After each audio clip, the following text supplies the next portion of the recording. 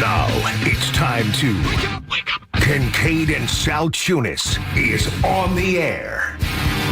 Broadcasting live on the Fanatic app and YouTube channel. Here are your hosts, John Kincade and Andrew Salciunas. 97.5 The Fanatic, Philadelphia. I would like to apologize to any Sixers fan that spent money going to the Xfinity Mobile Arena yesterday to watch the Sixers get trounced by the San Antonio Spurs 131-91. Good morning. I'm Andrew Salciunas, Johnny the K on vacation. Connor here for one more day before he leaves for Florida. The Sixers lose by 40 to the Spurs. It wasn't shocking that they lost because, what do you know? Joel Embiid is not on the court. Joel Embiid does not play. But a loss like last night has to be a moment where somebody within the organization, somebody, I don't care if it's a damn intern, says something needs to change around here. We all know the story. We all know the song and dance. Is Joel Embiid going to play tonight? Yes or no? Yes, they have a chance. No, odds are they're going to lose. I know early on in the season they had some success without Joel Embiid, and a lot of you were fooled by it, saying, oh, wow, they're better with this run-and-gun style of offense. Early on, sure. But as the season has progressed and guys are averaging damn near 40 minutes a night, Tyrese Maxey and VJ Edgecombe, those guys are going to lose it a little bit. It's natural.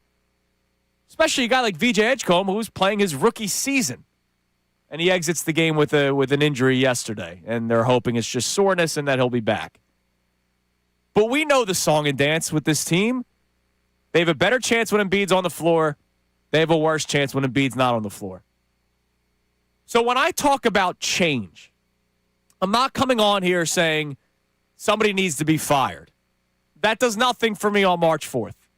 Did nothing for me last night watching that Sixers game. Nothing. Moving on from Nick Nurse doesn't do anything for you right now. Moving on from Daryl Morey does nothing for you right now. And I'm not saying that you have to do those things.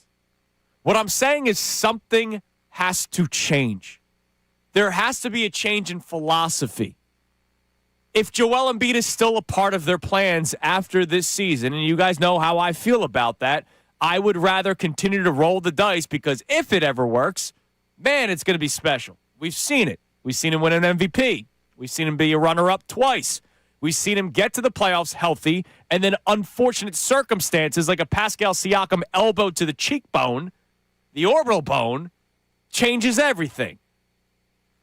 So we've seen it get to the point where he's healthy in the playoffs. We saw him have his best playoff series ever against the New York Knicks. And if Nick Nurse could have figured out a way to stop Josh Hart from grabbing 19 offensive rebounds a game, maybe they win that series. Who knows? But last night, let me give you the starting lineup. We know that Joel Embiid was out, so who is the guy that always starts when Joel Embiid's out? It's Andre Drummond, right? For whatever reason, when Embiid does play, Drummond's on ice, and it's just a Dembona who plays the backup 5 minutes, or sometimes they go small and they'll have Barlow down there, or Trendon Watford whenever he's around, whenever he's healthy. But when Embiid's out, it's Andre Drummond. And Andre Drummond can only do so much, right? He's 50 years old. He grabs you rebounds. That's all he does. And then we trot out a Dembona, who maybe I'm a little too harsh on him. I don't know, but you know how I feel about him, Connor. I think he stinks. I think the Sixers have been plagued by trying to find somebody that can somewhat replicate Joel Embiid. You can't do that. I remember the days of Doc Rivers where they ran the same offense when Joel Embiid was on the bench with Dwight Howard. That doesn't work. And I've seen similar issues with Nick Nurse, who's supposed to be some magician when it comes to X's and O's. He was an evil scientist. I remember some of the players when he first got here and during the offseason, during the preseason, the things that he was telling them, they were like, wow, this guy's going to be really, really good. I can't completely crush Nick Nurse. I can't, because I don't think he's ever had his full complement of players. Last year, the people that were upset with Nick Nurse, I don't know what you wanted him to do. This year, all right, the third quarters are a problem. Even when healthy, and everybody's on the court. You can't have one of the worst offensive and defensive productions on a nightly basis in the third quarter. That's coaching. That's not players not trying or not putting forth full effort. Maybe once in a while. But every single night, you're getting destroyed in the third quarter. Oh, by the way, what happened yesterday? The Sixers' third quarter was even more embarrassing than the second quarter, where they were outscored 46-28. The third quarter, they did not show up. So I can't blame Nick Nurse for that. They were outscored in the third quarter yesterday, 35-11. 11 points in a quarter. In an NBA game where players don't play defense, where you have open looks all the time. You scored 11 points in the third quarter. And spare me, the VJ was out. 11 points in the third quarter of an NBA basketball game. It's embarrassing.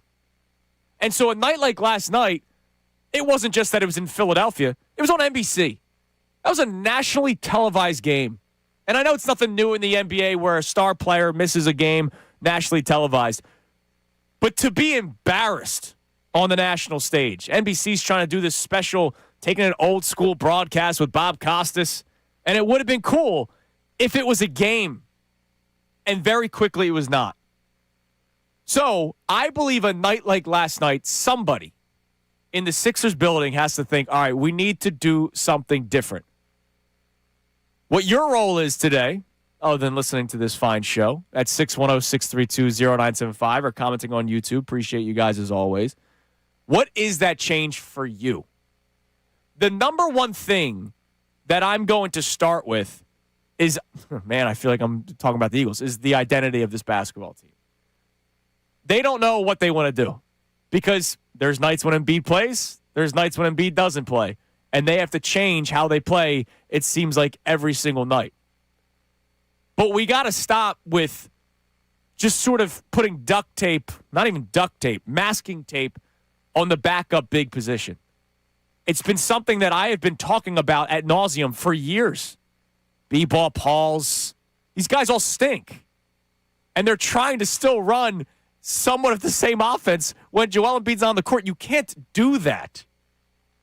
Now, I know somebody's idea of change would be to move on from Joel Embiid. Feel free to comment on that. I can't push back on anything. You know, people talk about how this guy stinks or that guy stinks. There's some things where I'll go, I don't agree with you to that extent. Right? If somebody says, like, again, we played the clip from Johnny Marks from his show 2 days ago. We played it yesterday, where he's talking about maybe they should move on from the GM and start rebuilding around Tyrese Maxey and VJ Edgecombe. And my first response was, I'm not saying you're crazy to say it, but the two players that you want to build around were the two players that Daryl Morey drafted. Like, I don't think Daryl Morey is, a zero when it comes to basketball IQ and basketball knowledge. He drafted those players that you want to build around. We talked about yesterday, is there any bit in the back of your mind that thinks Daryl Morey's handcuffed by Joel Embiid? Where Daryl Morey realizes, I have to try to make this work.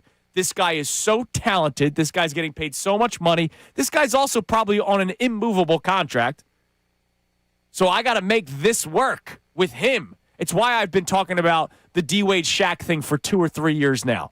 Tyrese Maxey is D-Wade. Joel Embiid becomes Shaq. I'm not saying the same style of player. What I'm talking about is when Shaq went to Miami, he was the secondary guy. He had his nights, but it was all about D-Wade and then the right pieces around you. That's another thing, the right pieces around you. The Sixers have not had a three-point shooter. Don't tell me Furkan Korkmaz. Don't tell me Robert Covington, because he's third all time in Sixers franchise history. They have not had a three-point shooter where you know when he's open, 40% is going to happen. You had guys here that could have done that, but they're both playing for the Oklahoma City Thunder now in Isaiah Joe and Jared McCain. Now let me talk about those two players.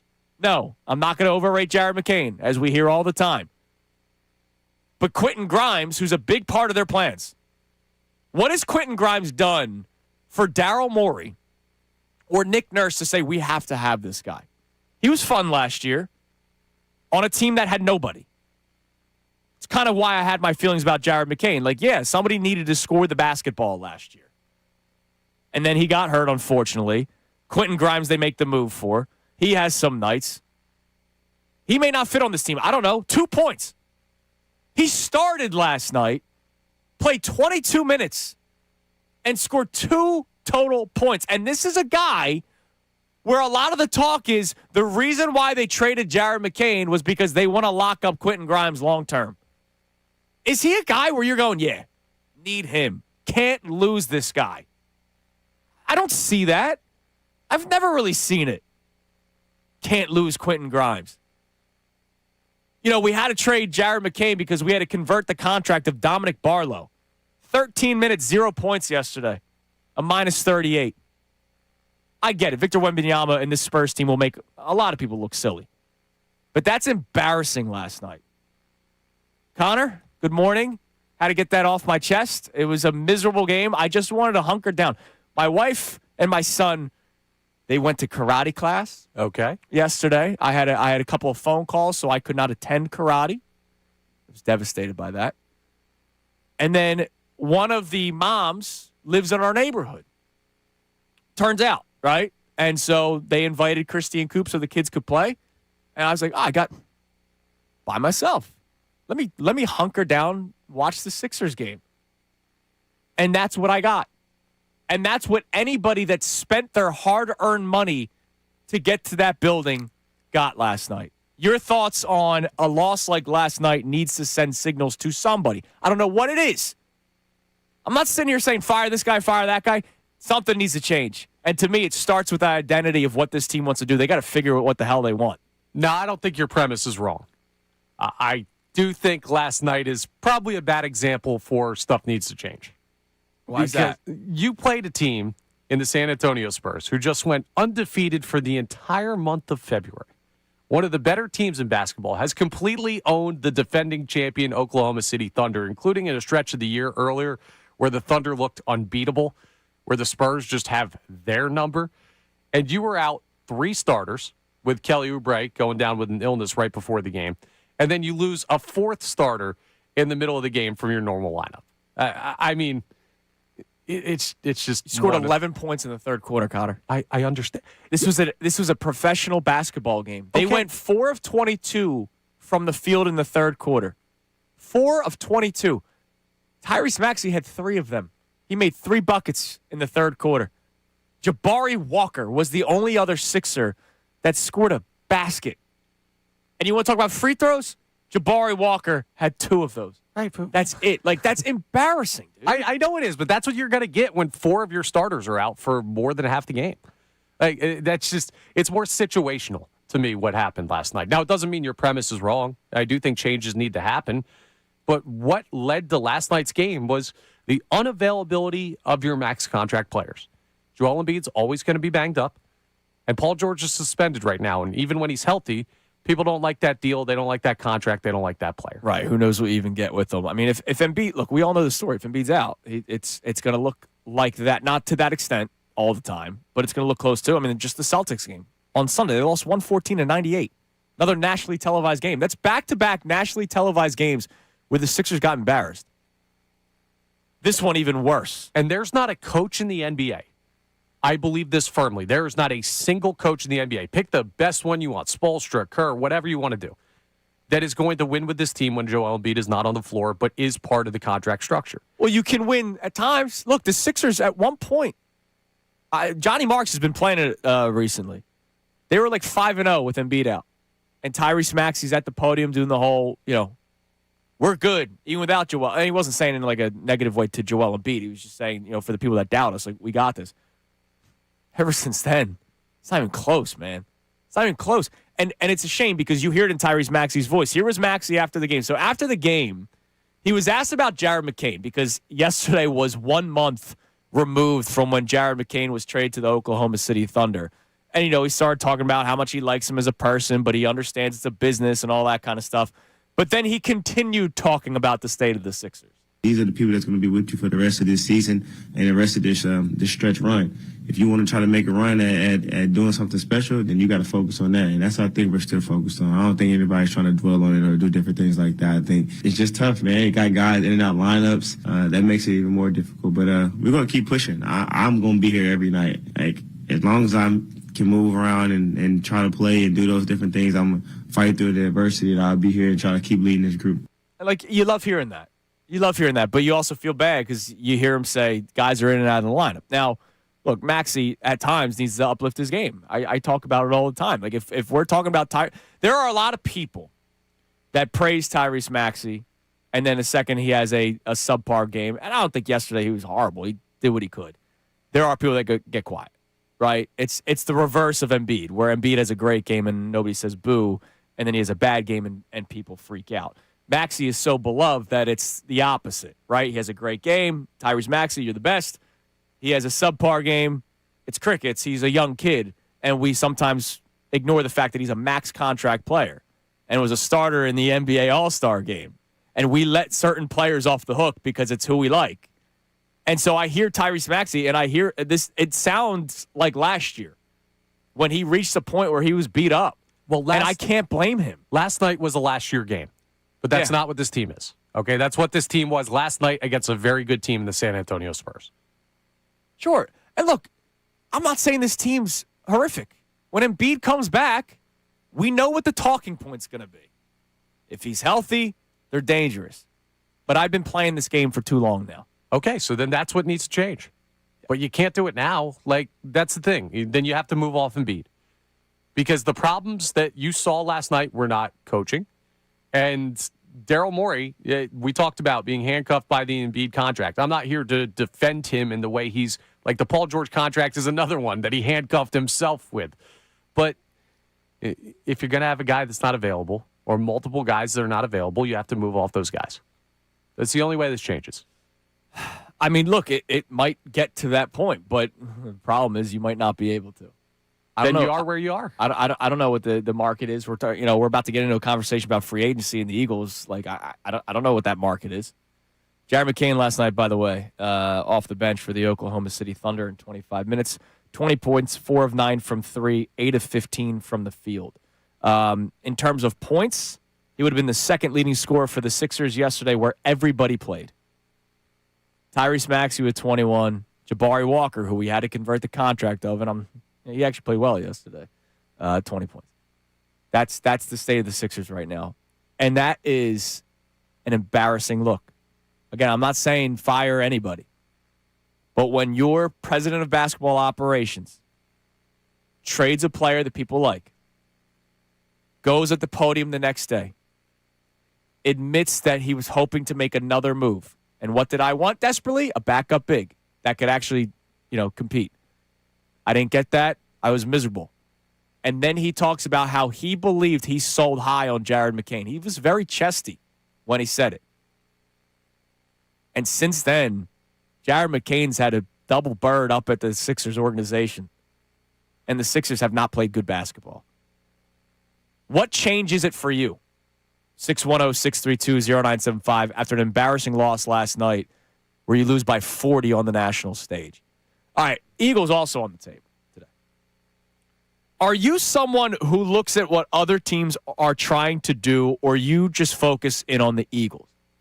And if you are somebody that sees what other teams are trying to do you go, I hope that doesn't happen and I hope that Howie gets it done? The reason why I bring that up, yesterday we got into the very hypothetical conversation about swapping A.J. Brown for Max Crosby.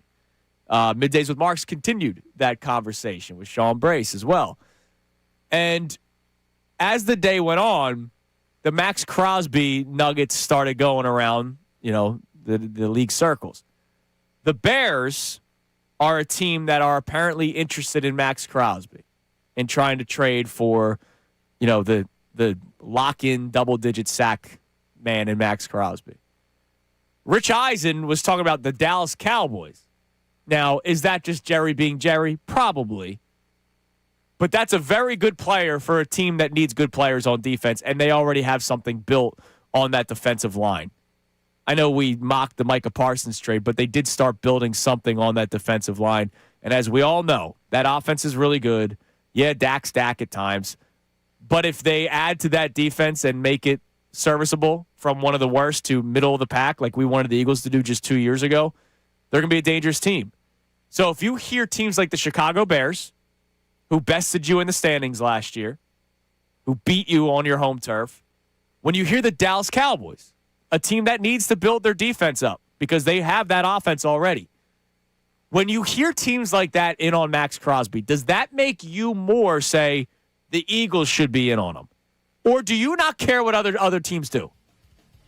Let's open up that conversation as well. 610-632-0975. We'll get reaction to last night's Sixers game. If you believe change is necessary, what change is it? Could be from a player standpoint, X and O standpoint, coach standpoint, front office standpoint, whatever it is you want to discuss. I'm here. Because after a game like last night, it's event day. Let it out. 610-632-0975. But also, what makes last night's loss even worse, the people who may have bought tickets to see a specific player barely got to because he didn't need to play. We'll react to that. I have a topic off of it. It's Kincade and Salciunas here on 97.5 The Fanatic.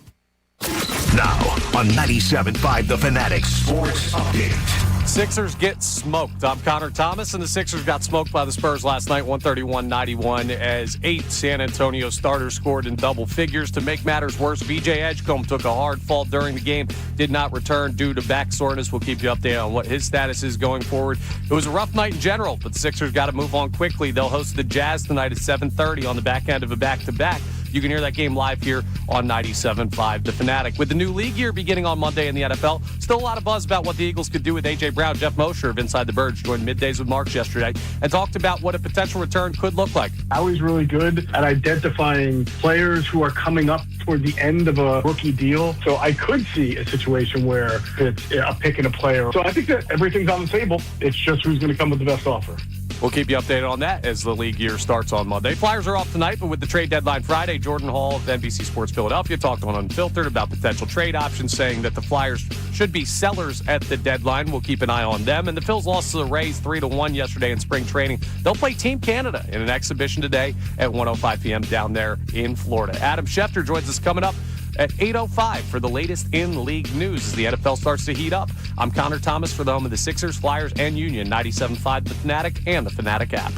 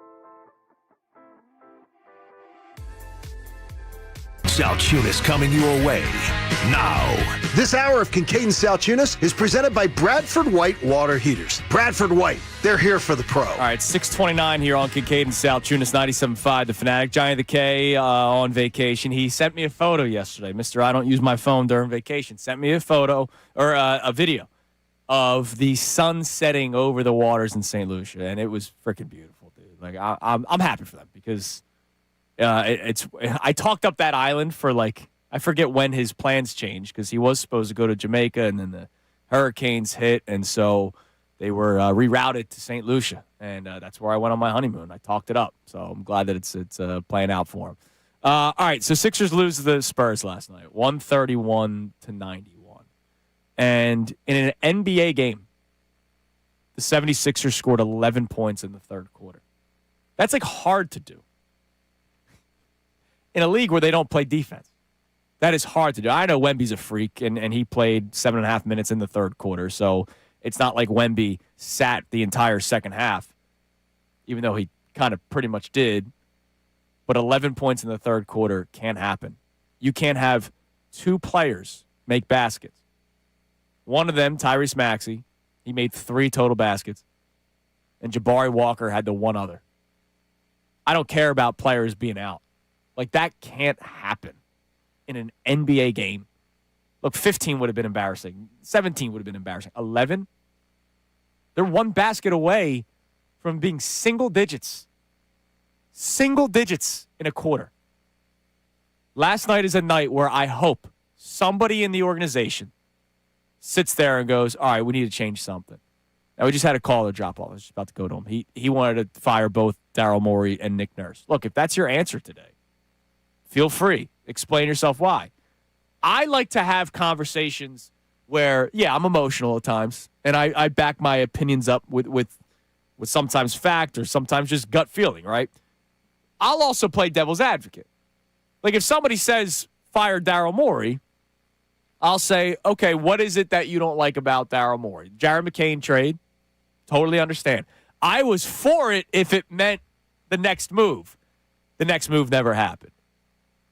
Paul George, I would never have given the contract to. On the record, before, on the record, after. Would never have given the contract to Paul George. But there have been draft picks that he has hit on. There's been questionable decisions made by Daryl Morey. There's also been some really good ones. Being able to move off that Al Horford contract when he first got here. Being able to move off of Josh Richardson and getting Seth Curry out of it is another one. You trade away a guy that couldn't shoot for a guy that could shoot. Things just have not worked out. Part of it is him to blame. Part of it's also Doc Rivers to blame and Nick Nurse to blame. There's so much to go around. Or maybe it is just Joel Embiid. Because if I'm saying in the open, you know they have a chance when he plays. You know they don't have a chance when he doesn't. And every other night it's, is he playing or is he not? That should be the answer that's just staring me right in the face. I just refuse to get there yet. You can text and you can call in 610-632-0975. Our Eagles-related topic, are you somebody who watches what other teams do or other teams are reportedly interested in? Because we saw yesterday both the Chicago Bears and the Dallas Cowboys names pop up for Max Crosby. If he goes to any of those situations, one team that had a better record than you in the Chicago Bears and the other team in the division that has one of the best offenses and just really needs to bolster their defense, does that change the way you feel about what the Eagles should try to accomplish this offseason? 610-632-0975. Before we get to the text line and some of our comments on YouTube, Wemby was in town yesterday, and a lot of people, I imagine, bought tickets to go see that, right? That's something that I do. I obviously go to watch the Sixers and the Phillies and the Flyers and the Eagles, but if there's a team in town that I'm interested by, football's harder. But if Victor Wembanyama's in town, I didn't go last night, but when he was here the night Embiid dropped 70, I went there for that purpose. When Ohtani was in town with the Angels, this is even before he was with the Dodgers, I bought a ticket, took a day off from work because it was I was doing middays at the time, and it was a 1 o'clock start. I took the day off from work that day to bring my son, who was like a year old, kind of like what my dad did with me with Michael Jordan when he was with the Wizards. I took my son to see Shohei Ohtani. I took myself to see Shohei Ohtani. Somebody had to watch the kid. But my son could say he was in the building when Shohei Ohtani was there. And I like to do that kind of stuff. Obviously, come playoff time, you don't give a damn. You just want to win. But during the regular season, long regular season, you do that kind of stuff. So another discussion I'd like to open up today. I'm throwing a lot at your plate today. It's like a Thanksgiving dinner. Are you somebody that does buy tickets to go see a player that's coming to town that's not playing for your team? And if you do, who are those top players right now in any of the leagues where you're like, all right, I know this person is in town. I'm going to buy a ticket to see that person. I imagine a lot of Sixers fans bought tickets yesterday to see Victor Wembanyama. Are you somebody that looks at the calendar and goes, oh, man, I want to go see this game because of that player on that team? Do you do that? I'm not really that guy. I think there's really only been one time that I've ever done it, and it was when LeBron was in town. I forget if it had to have been the Cleveland days, the second term in Cleveland. Okay. And he had a back injury, so I watched him sit on the bench, and that was it. And that's what sucks about the NBA. Yeah, that's the tough thing. But baseball, I just love baseball. Like, I don't care who's on the other team. And football is totally different. And hockey, I just really like the environment. So, no, I don't really think about that. It's never been a determining factor for me in going to games. See, I'm interested by that. Like, why? Is it because when you go to a game, you're only obviously you're rooting for your teams. I'm not saying I'm rooting for Wemby. Wemby, I would go and hope he went 0 of 10 from the field. But, I saw Wembanyama in person. And the night I went, Joel Embiid just so happened to drop 70 points. And the story of that day was I saw Joel Embiid play 70 points, not I saw Victor Wembanyama in person. But I saw Wemby in person. I saw Wemby just lifting his hands up and touching, the back of the backboard. It was ridiculous. Why don't you do that? Because I am a Philadelphia sports fan before I'm a sports fan. That's interesting. And you're a sports fan before you're a Philadelphia sports fan. Well, not before, I don't want to say, but you were watching Pirates Marlins on day one of the baseball, which is the dumbest thing to me. I watched Paul Skeens versus Sandy Alcantara. That's not dumb. To me, Paul Skeens versus Sandy Alcantara is worthy of watching. Right, but you care about that. I don't, man. I'll see him when I see him. If I do, I do. If I don't, I don't. I want to watch the Phillies play. Andy McPhail? All right, no. But that's also in this industry how you get to know other players more. And how you get to evaluate other teams more. I watch them on TV. You never know when Dave Dombrowski might call you and say, hey, what do you think about this team? And if you haven't watched them, you can't give a good answer. If Dave Dombrowski ever called me, the Phillies may be in a better situation. But if he called you, it was like, hey, what's good on the Marlins? You would say nothing, and he'd hang up. It would be a great conversation. I hope we have it one day. All right. You can text in your answers, 610-632-0975. Let's go to Greg in Bethlehem on this another gross morning in the Philadelphia area. What's up, Greg? Morning, guys. To me, the last two games, it seemed like the biggest issue for the Sixers was their lack of defensive rebounding, because they play better, obviously, when they can run. And if you don't get hit the defensive boards, you can't get out and run. And, they didn't shoot very well last night to compound the issue. I wonder, to me, rebounding is positioning and doing your work before or as the shot's going up, so you have position, and that's effort. And I wonder if what we're seeing is a reflection of the minutes that some of the guys are playing. They're getting worn out. Or it just could be as simple as, and thanks for the call, Greg, that Adem Bona's not good. Right? It could be that simple. It could be that simple that Andre Drummond is 50. Andre Drummond at one point, remember the days of the Pistons when him and Greg Monroe were both grabbing 20 rebounds a night? I'm not saying Andre Drummond's a bad NBA player, in terms of his career. He's old. He's getting older. But yesterday, it wasn't necessarily rebounding the problem. The second quarter, where they got trounced, 46-28.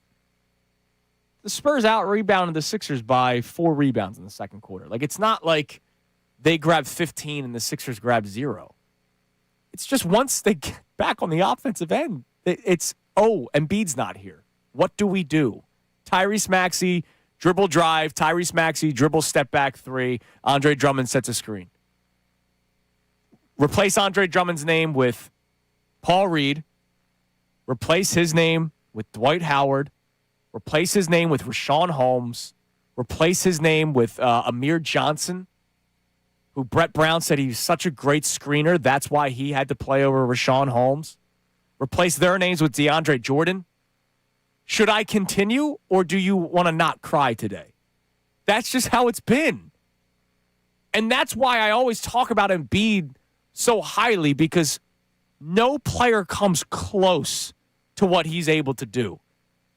But if we're talking about any time he's not on the court, they stink or are not even competitive, then something's going to have to change.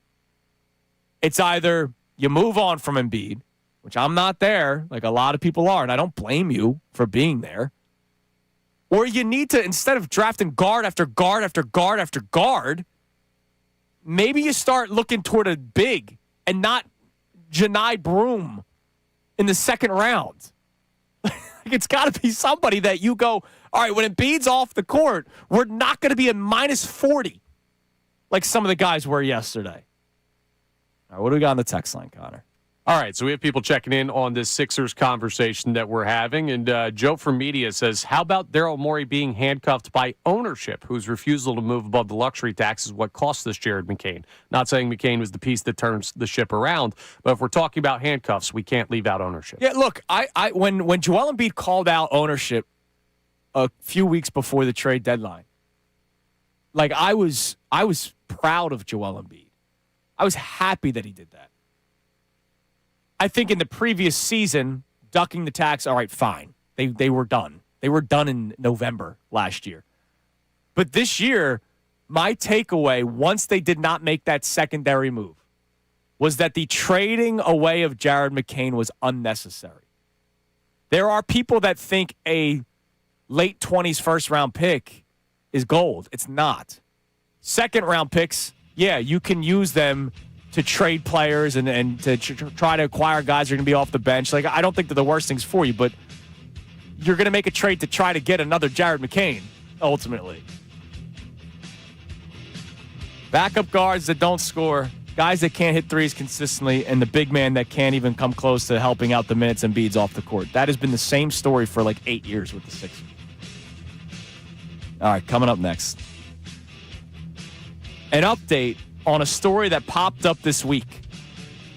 I will compare said story to finding out that you're smoking oregano. That and your text messages on this Sixers and Eagles discussion today. It's Kincade and Salciunas, 97.5 The Fanatic. All right, let's talk about that FanDuel Sportsbook app. College basketball, it's nonstop. Big games, and it's March. Tournament right around the corner. Big games, tight spreads, momentum swings every single night. And now FanDuel, in partnership with Valley Forge, is giving you a way to turn that energy into even bigger wins with a college basketball parlay profit boost. Here's how it works. Build any college hoops parlay you like. The early tip, the rivalry game, the ranked matchups, the late night West Coast shootout, whatever you want to do. You can mix the spreads, totals, props, whatever fits your read of the slate. Whatever you like to do. I know a lot of people like to slide lines, either to bolster the spread so that you get even more money. Like if somebody did that with San Antonio yesterday, you would have gotten a nice little payout because they won by 40. Or you like to take the safer approach, you slide it down. The payout's not as great, but if you're doing a parlay and you're getting a profit boost from FanDuel, that's nice. You can go safe, go spicy, whatever you want to do. Even if it's a team you've been following all season long, it's your parlay, your style, now with more upside behind it. Head to FanDuel.com/local to get started. FanDuel, play your game. You got to be 21 plus, present in Pennsylvania, opt-in required. Minimum 2-leg parlay required. Bonus issued as knowledgeable boost builder tokens. Restrictions apply, including any token expiration and max wager amounts. See terms at sportsbook.fanduel.com. Gambling problem? Call 1-800-GAMBLER.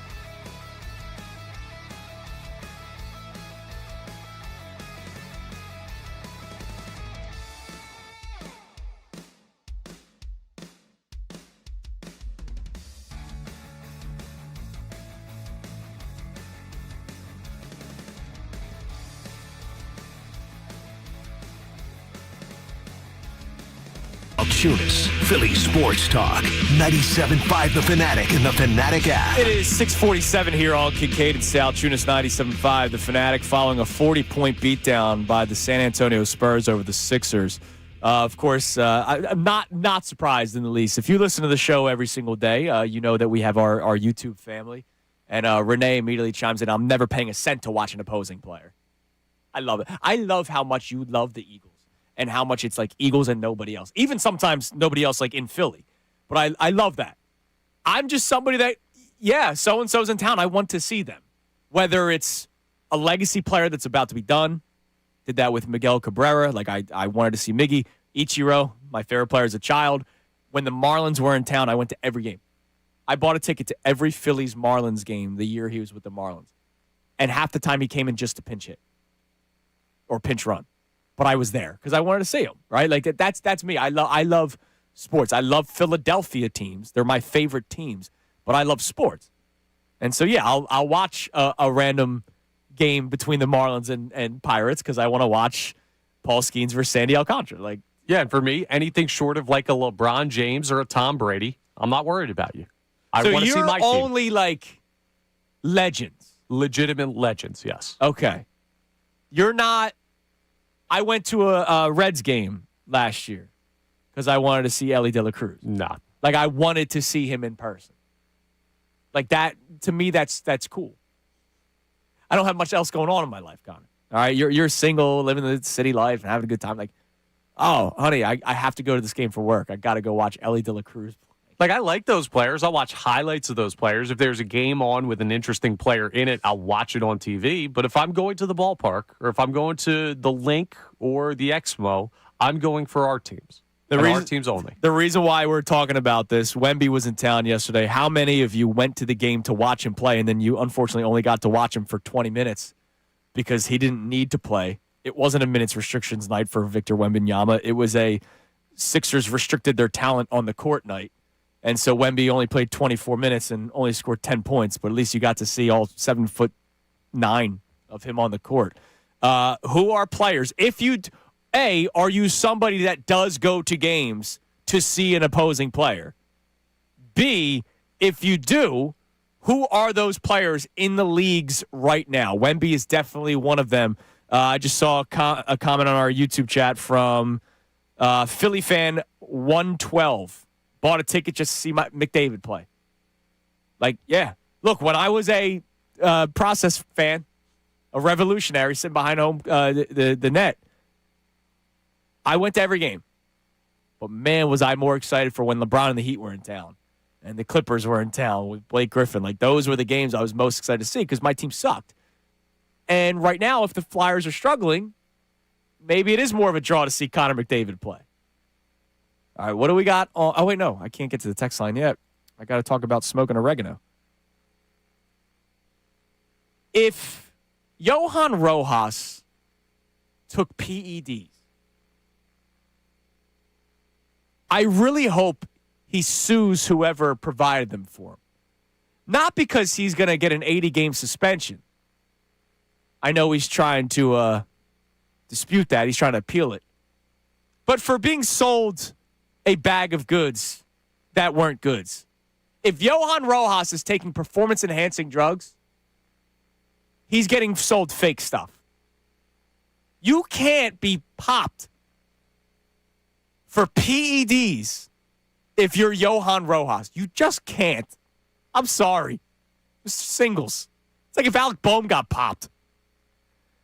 80-game suspension as of now. He is appealing the suspension. Not that, you know, you were expecting much out of Johan Rojas this year.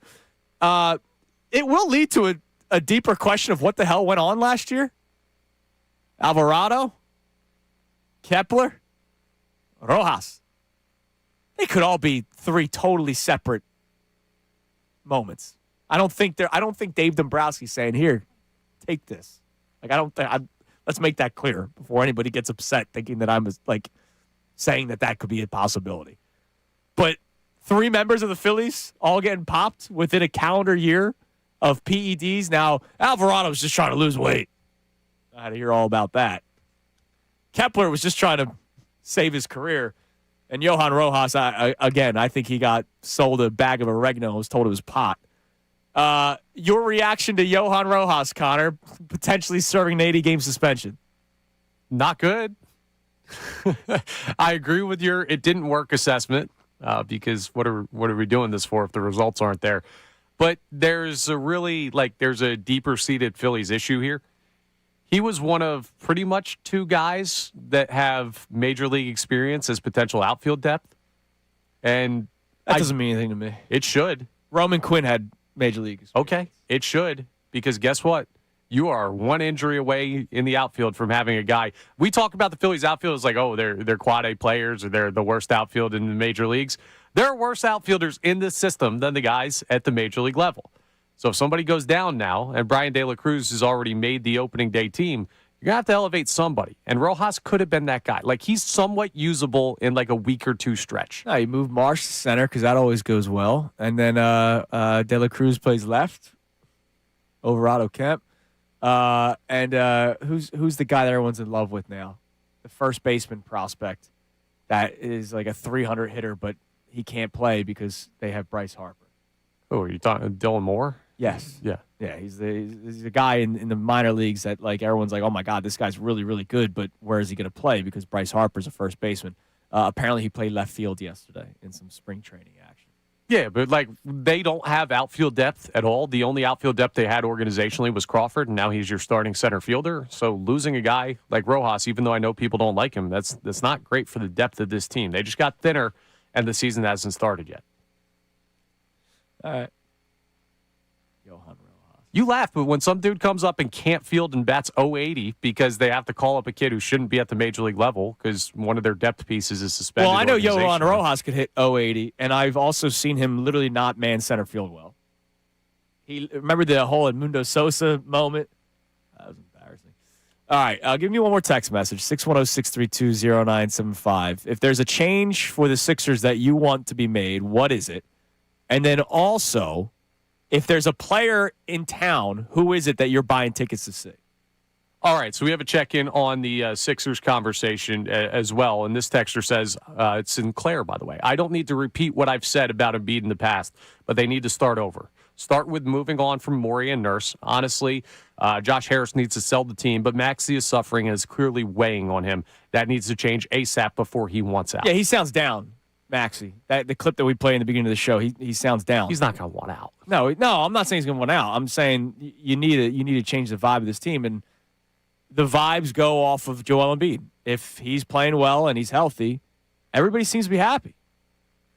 But then when you have moments like, again, him being out, and who knows about today, it's the Jazz, you should win regardless. It's going to beat people up, not just fans. All right, coming up next, we'll reset today's topics. We have some Eagles stuff for you, too. Do you pay attention to what other teams in the NFL are doing? Or are you solely focused on the Eagles? Kind of goes off of do you care about other players in town, or are you just going to games to watch your team play? Because Max Crosby has some teams interested in him, and it should scare you, these teams. We'll remind you who those are coming up next. Also, there's a player that we can revisit who you don't have to trade for, and he's now on the open market. Kincade Salciunas, Johnny on vacation today, 97.5 The Fanatic. Now on 97.5 The Fanatic Sports Update. A bad loss for the Sixers. I'm Connor Thomas, and the Sixers, they got smoked by the Spurs last night, 131-91. 8 San Antonio players, I should say, scored in double figures. And to make matters worse, VJ Edgecombe took a hard fall during the game, did not return with a back injury. It should just be back soreness, but we'll keep you updated on that. It was a rough night in general, and the Sixers have to move on quickly. They'll host the Jazz tonight, 7:30 tip-off. You can get that game live here on 97.5 The Fanatic. With a new league year beginning on Monday in the NFL, there's still a lot of buzz about what the Eagles could do with A.J. Brown. Also, other names popping up, Max Crosby, Trey Hendrickson. We'll talk about all of that and keep you updated on news as we draw closer to the legal tampering period. The Flyers are off tonight, but they've got the trade deadline on Friday. Gordon Hall of NBC Sports Philadelphia joined Unfiltered yesterday, talked about what the Flyers' strategy could be. If anything, I think the Flyers will be selling, but they were never really expected to be buyers at this trade deadline. They're in an interesting spot. They're still fighting for a playoff spot, but it wasn't really a playoffs or bust season for them. But I don't think they're going to be aggressive sellers. We'll keep you updated as we draw closer. Phil's lost to the Rays 3-1 yesterday in spring training. They'll play Team Canada in an exhibition today at 1:05. Adam Schefter joins us at 8:05. This update's brought to you by Mattress Firm. Having trouble sleeping? Visit Mattress Firm during the Upgrade Your Sleep sale. Their sleep experts will help find your perfect bed. They make sleep easy. I'm Connor Thomas for the home of the Sixers, Flyers, and Union. 97.5 The Fanatic and the Fanatic app.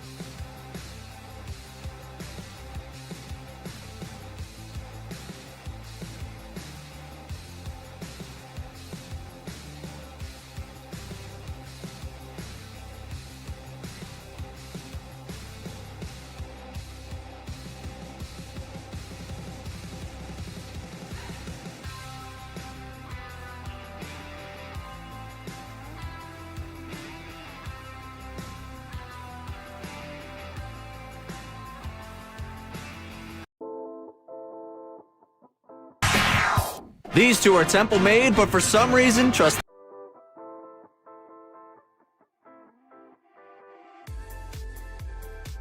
Thank you, Ray Dunn.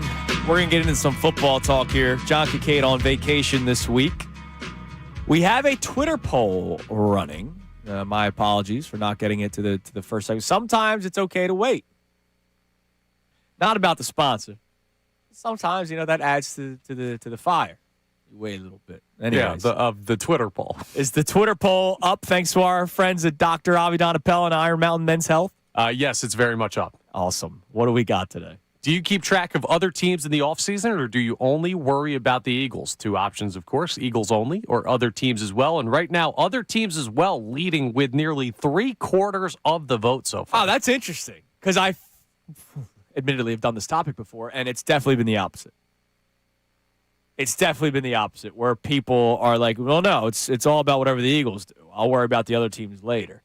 The reason why this conversation comes up is because just yesterday morning, we were having a fun hypothetical conversation about whether or not you would swap Max Crosby and A.J. Brown. I know that's not how it works straight up, but would you do it? Like if you're playing NFL 2K5, because that's the best football game ever.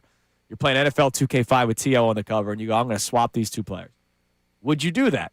Because let's face it, A.J. Brown, the talks are there. Max Crosby, the talks are there. The Eagles need an edge rusher. If A.J. Brown doesn't want to be here, he doesn't want to be here. So why not try to get the most out of it?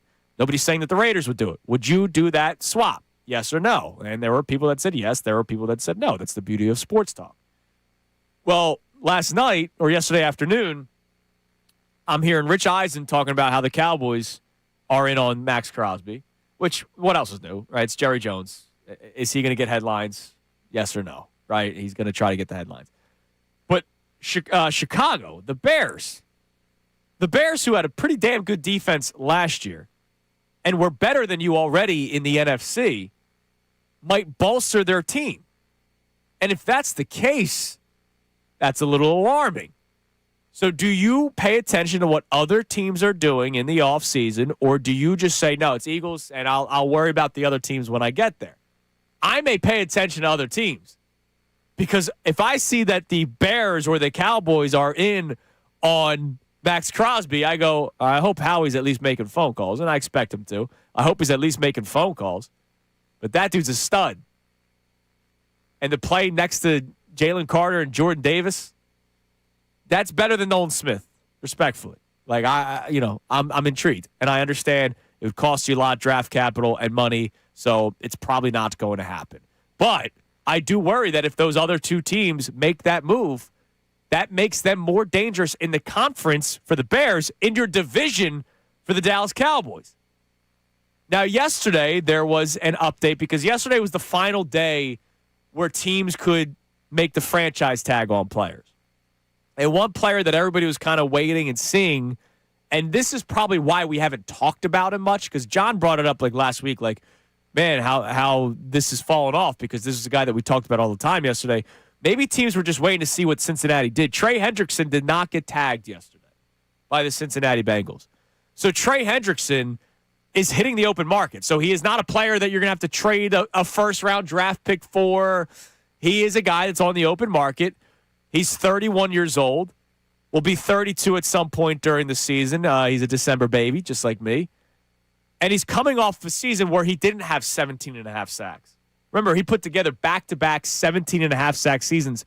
Last year, just 4 for the Cincinnati Bengals. And look, part of it, I'm sure, had to do with the offseason where he was holding out. Then you do the hold in because you don't want to, you don't want to lose your money.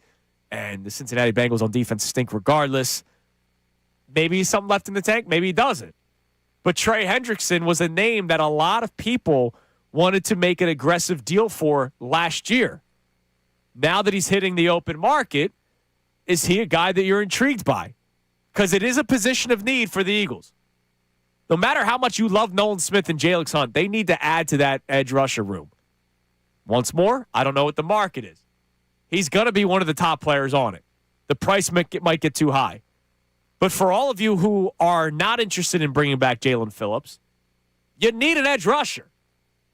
So if you're not going to bring back Jalen Phillips, does that make you more interested in Trey Hendrickson?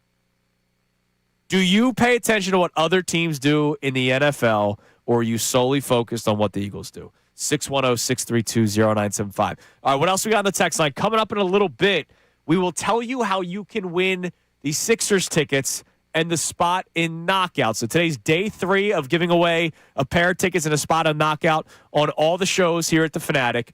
So later on this segment, we'll tell you how you can win today. It's going to be kind of similar to what we did on Monday, where we did the Name That Song because of the instrumental version. Today, we're going to make your brain work a little bit harder now that we're at the midway point of the week. What do we got on the text line? We have a lot of people checking in on the conversation with, do you go to see other players from other teams? Okay.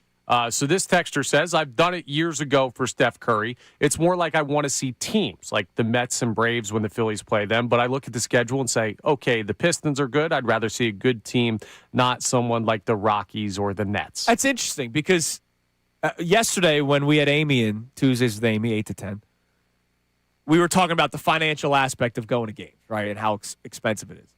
And I would rather pay tickets to a good game, even though it's not a guarantee that my team wins. Like tonight, the Sixers play the Jazz. All right. Not the tickets are going to be expensive for this game, but I wonder how many people would have paid money to go see the Jazz tonight versus the Spurs yesterday because, all right, there's a chance I lose to the Spurs. I can't say guarantee, but it's an almost guarantee that the Sixers win tonight. So there are probably people out there that would choose the Jazz game because they want to sit in traffic happy that their team won. Whereas I'm somebody who wants to see opposing players. I don't want to see the Sixers lose by 40 like I did last night. Finally had a night to myself on the couch. Dog was laying next to me, and this is what I got to watch. Horrible. Are there people that pay money to see other players? Now, teams is interesting because rivalry games is cool. It is.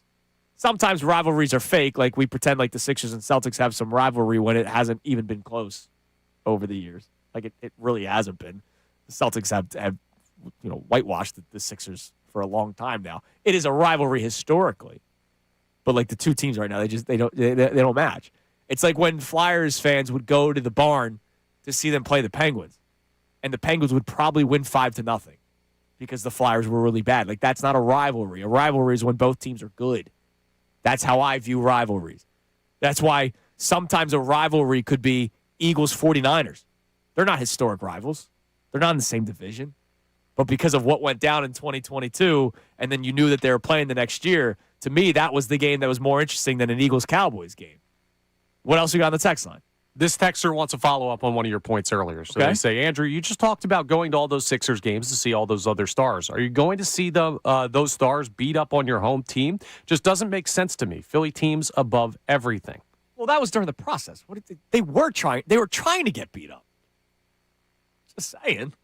Like, do you think Arnett Moultrie was slowing down LeBron? Yeah, but I think the point still stands, right? The process, obviously, that was a different scenario. But that's why I don't go to see other players. Well, no, like a baseball game, like Shohei Ohtani is in town, right? Angels days is when I did it, but let's say he's in town with the Dodgers, and you want to see Shohei Ohtani.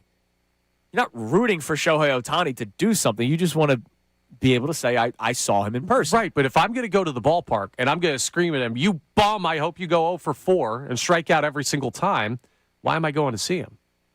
And Shohei, for that reason. Right, Shohei, to watch him strike out? Or to watch him do either something amazing where you're like, oh my God. Like when, this is random. I know you're listening, so I'm going to use the term bust out. A bust out term or a bust out moment. When Barry Bonds was here with the San Francisco Giants, and John Lieber threw an 86-mile-per-hour fastball down the pipe, and Barry Bonds hit the facing of the third deck at Citizens Bank Park, which had not been done yet to that point. Ryan Howard eventually got up there, but Barry Bonds, that was the longest home run in the history of Citizens Bank Park in the early days of it. You either want to see him strike out 4 times because you can celebrate it, right? Like the Phillies, to the Ohtani point, have actually done a pretty good job at striking out Shohei Ohtani and not making him a factor offensively. They've actually done a really good job against Ohtani. And you celebrate that. But, man, imagine being in that building when Barry Bonds made the Richter scale go off when he hit that home run off of John Lieber. Yeah, I don't want that to happen. Like, I don't want to watch that. I want to see it against every team besides the Phillies. All right, you may not want to see it, but if it happens, you're not going to go, wow. That's kind of I don't know, man. But again, came here to maybe see that. This is Barry, right? To some people, the greatest hitter of baseball of all time. To some people, they say, it's all the Johan Rojas stuff. Yeah, yeah, sure. But, like, there's a chance that happens, right? So you're buying a ticket against a very good player. Yeah, there's a chance that they cook. Yeah, like, but my dad, and maybe it's the way I was raised. Like, my dad, Dirk's in town. So we went and saw Dirk. Dirk hit a game-winning bucket against the Sixers. I was miserable leaving the building. I wasn't like, wow, I got to see the patented Dirk Nowitzki fadeaway buzzer beater at, I'm guessing, maybe the FU Center at the time. Maybe it was Wachovia. I don't know where we were at that point. But I didn't leave the building saying, at least I got to see that. Right. I left the building sad. Exactly. So that's why I don't use other players as motivation to go to games. I want my team to win. That's why I go, to watch the Sixers, Flyers, Eagles, Phillies win ball games. Some would say you're not a sportsman. Some would say. I'd say I'm in Philadelphia. So what else we got on the text line at 610-632-0975? No, I don't go to these games to root for success of those players. It's to be able to say, I saw that person, right? Like, to me, I love sports history. I love watching talented players because I know that I will never be able to accomplish what any of those players did. And to be able to see it at its best, it's like somebody that watches video game guys, right? on streams. They go, I can never do that. I play that game. I can never do it, so I want to watch the best at it. I would love to be able to watch the best player. If I had money, I would love to fly to the World Baseball Classic. Why do you want to go to the All-Star game? Because you want to see the best players. But those are exhibitions. Yeah, but you still want to see them. Yes, sure, but I don't want to see them beat my team. Not now, not ever. I'm not rooting for them to beat my team. You're going to see them do something. Did I think Miguel Cabrera a couple of years ago was going to hit 3 bombs off the Phillies? No, because he was ancient. But I can tell you that I saw Miguel Cabrera in his final season in Major League Baseball, a future Hall of Famer. What else we got? All right, so on the Sixers conversation we started the show off with, this texter says, Maxey and VJ stay, everybody else goes. Blow it up and get what you can from Embiid. I don't think he'd be as enticing as you might think. Yeah, that's what I'm saying. That's why I'm saying I'm not trying to just trade him, because I don't know what you're getting back for him. That texter saying blow it all up anyway. Yeah, and look, I have reached a point years ago now where I don't get angry at texts like that or calls like that or tweets like that. I think that what bothers me is sometimes people act like Joel Embiid is like stinks.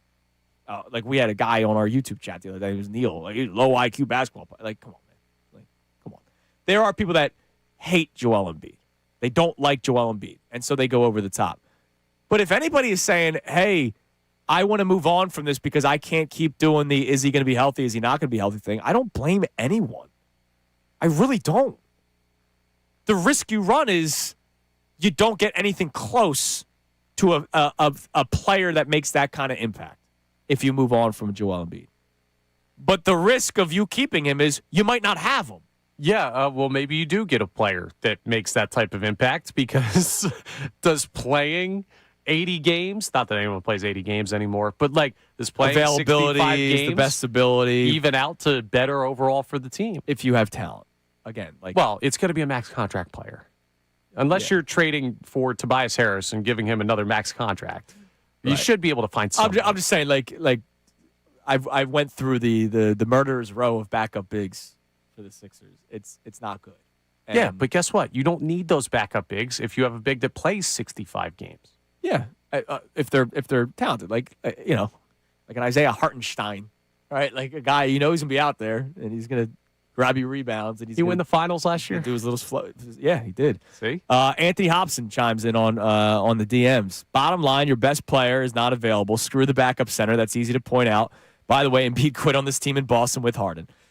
It's fair to point out what we are expecting out of Embiid not being healthy, which is hard to do. Build consistency with other players. Roll. Basically, what he's saying, it's hard for players to one night Embiid's there, one night Embiid's not there. That's why early on in the year it was so ugly. I do believe they finally figured out how they want to play with Maxey, Embiid, and George on the court at the same time. Problem is, George has been out because of a suspension, and even when he comes back, you don't know what Embiid is going to be like. Yeah, I mean, you got 2 max contract slots that are not being used right now because one guy's suspended and one guy's hurt. That's no way on Maxey. That's I can't put this part of the Paul George thing on Daryl Morey, even though I don't like the contract. Like this is on PG. He didn't sign Paul George wondering if he's going to get popped for a suspension. And the Embiid thing, this is what it's always been.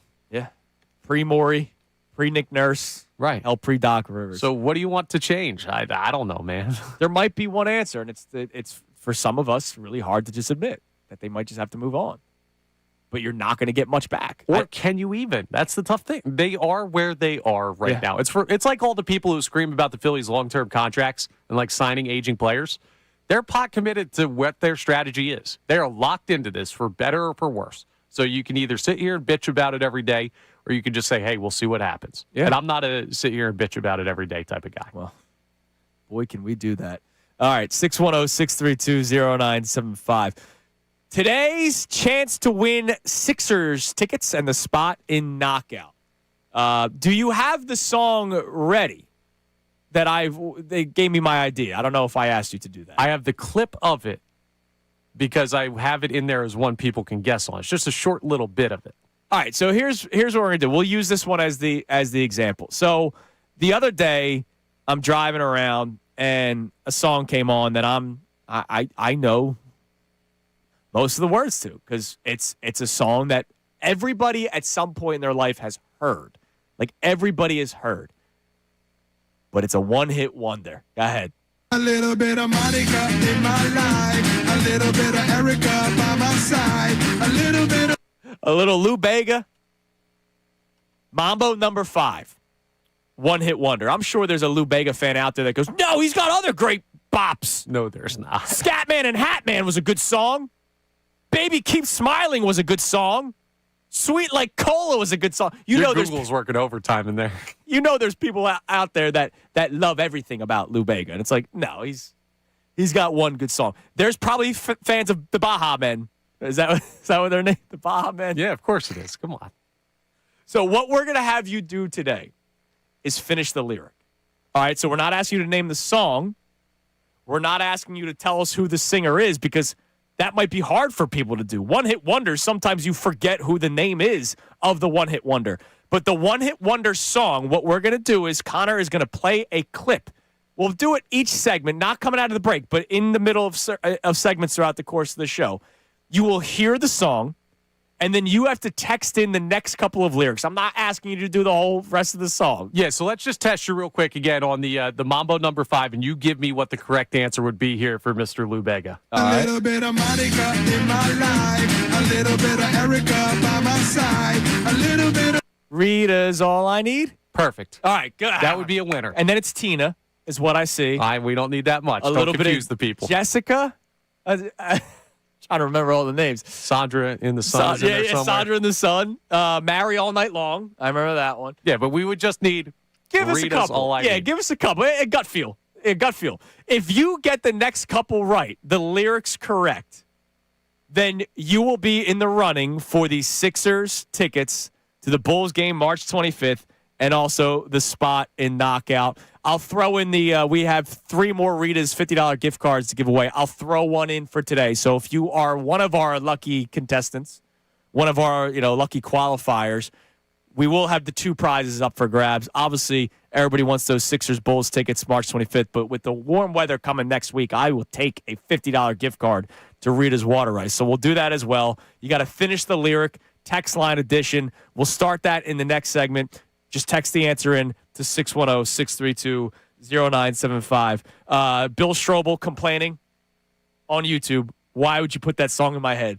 I told you, it's a bop. It's a song that everybody kind of knows. So you should be able to finish the lyrics. Yeah, you're also going to have a lot more earworms throughout this exercise today. Sorry in advance. Today's a rough day. Win stuff. I thought of this last week. I was like, you know what? We got to have fun with this next week after the knockout tickets. All right, give me one more text line message that we got going on any of our topics this morning, Connor. All right, so on the idea of seeing other players, this texter brings up Barry Bonds. It says, when Barry Bonds was going for the all-time record, I went with my family, but we went specifically just to see him try to hit a home run. I believe he struck out once and flied out twice to Victorino. But, man, it was bittersweet. Oh, how about that? See, bittersweet. See, I can't go that far. Well, I can't go as far as saying I need to see them do something spectacular. I can in that instance. That's the thing. Like Barry Bonds' all-time home run record. But that would hurt the Phillies. Oh, dude, stop. You clearly don't do this. Don't make it the black and white conversation. You're the one that's saying it. Okay, if it's the greatest home run hitter of all time going for the home run record of all time, I do not care. But if it's, I want to see Victor Wembanyama put up 40. I never said I wanted to see him put up 40. I'm not saying you. I'm just saying, in general, if it's that's what I'm not into. Here's another one. Do you buy tickets just to boo someone? Yeah, absolutely. I went to the Ben Simmons return game. Cutter Gauthier with the Ducks? Yeah. That building was packed. 100%. You guys got mad at me when I was saying to Cutter. Well, you were saying things in this industry you probably shouldn't be saying. So was everybody else. Everybody jumped off the bridge. Would you jump off the bridge? All right. 610-632-0975. You know our topics. We'll continue resetting them. But coming up next, your first chance to try to win the Sixers Bulls tickets in the spot and knockout. Finish the lyrics one-hit wonder edition on the text line. Also, we talked about paying attention to what other teams are doing in conference or in division if you do that. Well, there is a change in the NFC. I wouldn't say it's a huge change, but it's a change in the NFC, and we have to react to the apology post. It's Kincade Salciunas, Johnny on vacation, 97.5 The Fanatic. Now, on 97.5 The Fanatic Sports Update. Sixers fall by 40. I'm Connor Thomas, and the Sixers got smoked by the Spurs last night, 131-91. 8 San Antonio players scoring in double figures, and it got worse as the game went on. VJ Edgecombe took a hard fall on his back during the game, did not return. We'll keep an eye on that. And it's a quick turnaround for the Sixers. They've got the Jazz tonight on the back end of a back-to-back, 7:30 p.m. tip-off. You can hear that game live here on 97.5 The Fanatic. We'll see if Sixers have more players available for this one. The new league year begins on Monday in the NFL, and there's still a lot of buzz about what the Eagles could do with A.J. Brown. Now, what would a potential return look like based on Howie Roseman's trading history? Jeff Mosher of Inside the Birds talked about that with Middays with Marks yesterday. Howie's really good at identifying players who are coming up toward the end of a rookie deal. So I could see a situation where it's a pick and a player. So I think that everything's on the table. It's just who's going to come with the best offer. We'll keep you updated on that as we draw closer to the legal tampering period. Flyers are off tonight, but with the trade deadline Friday, we'll keep an eye on all the news surrounding what they could do. The Phils lost to the Rays 3-1 yesterday in spring training. They'll play Team Canada in an exhibition game today at 1:05. And Adam Schefter joins us coming up at 8:05. This update is brought to you by Papa John's, introducing new pan pizza from Papa John's. Order a medium one-topping pan pizza, just $11.99 when you download the Papa John's app or at papajohns.com. Better ingredients, better pizza, Papa John's. I'm Connor Thomas for the home of the Sixers, Flyers, and Union, 97.5 The Fanatic and the Fanatic app.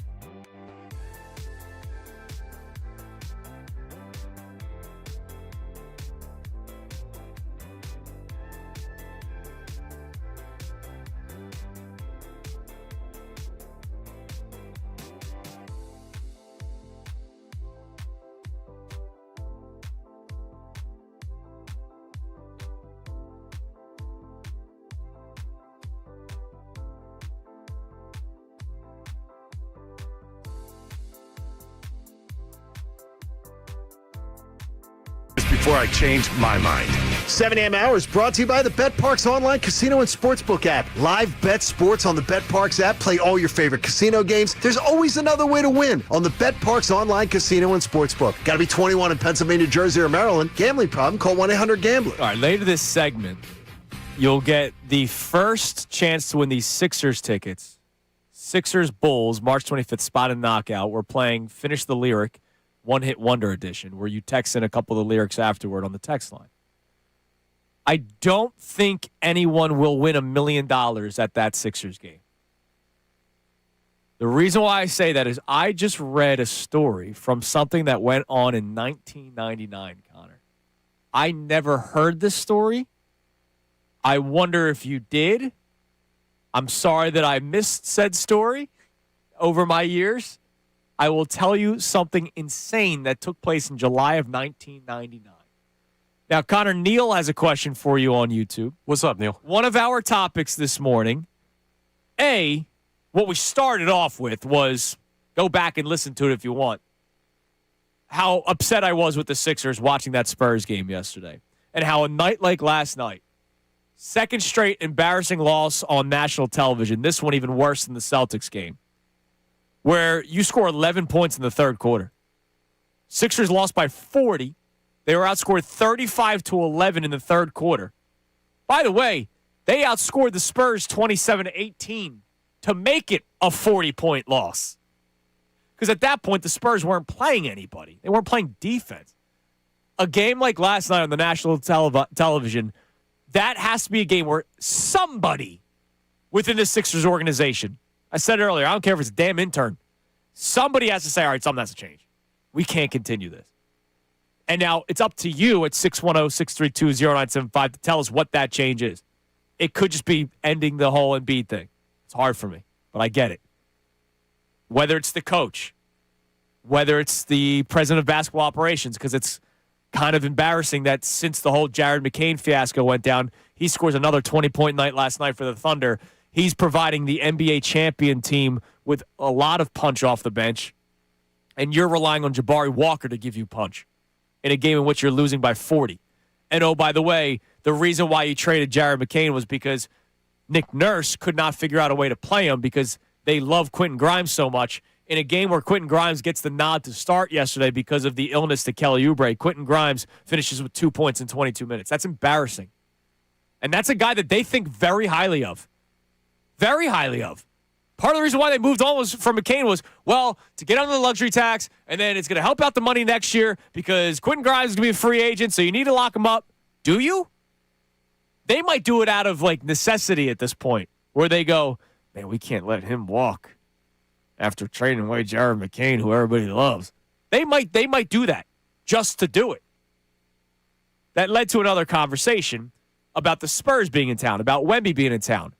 How many of you buy tickets to see the Sixers, Phillies, Flyers, or Eagles play? Eagles is a little bit more difficult.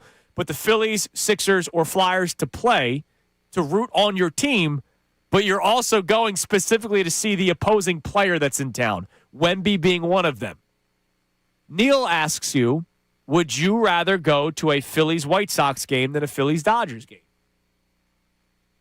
No, I'd rather go to a Phillies-Dodgers game. I'm like that previous texter said, the teams and the big matchups. I think that's every sports fan, right? All right, but there's a chance that they lose to the Dodgers, whereas I'd imagine they're going to beat the White Sox. Well, yeah, I'm not going because I'm afraid the Phillies will lose to a better player or a better team. I'm just not going because of that better player. Okay. I go to see a player in town. Like I do. Like if Paul Skeens is lined up to pitch against the Phillies this year, I'm going to go to watch Paul Skeens in person. You were the kid going home that wanted McDonald's. And guess what? I'm the parent telling you, we got burgers at home, kid. Bryce Harper plays here. Kyle Schwarber plays Problem here. is my dad did take me there often. Damn it. That's your problem. And this is where this came from. You got to check what's in your own fridge first, Salciunas. All right. What do we got on the text line? 61063. Oh, wait. Sorry. Yeah, give me a text, and then I got to tell you about the change in the NFC. All right, so we've got to check in here. This texter says, Messi is one of those players. I sell my Union tickets for the Miami game, and it pays for the entire season. That's Jay checking in. Wow, so Jay doesn't get the tickets to go see Messi. He sells his tickets to make up for the rest of the year. We just talked about it with the Eagles tickets the other day. People do that. People do that. He doesn't care that Messi's there, except for his bank account. Yeah, I understand that more than And just like. by the way, a lot of people went to that Union game around this building. Went to that. They weren't Union fans. Dude, they rep Union. You got to understand the difference between Victor Wembanyama and Lionel Messi. Like, Victor Wembanyama is cool because he's tall and he's a good basketball player. He's a really good basketball player. Okay. Messi is arguably the greatest player in the history of the sport of soccer. Sure. So you have a bar. So you do it. It's just you have a certain level in which you do it. I told you. Like LeBron, Brady, Messi, Barry Bonds, those are guys in that category. And they're what about KD? I feel like we talked about this when KD was in town. No. Kevin Durant? No. Kevin Durant is not buy a ticket to go see worthy for you. No.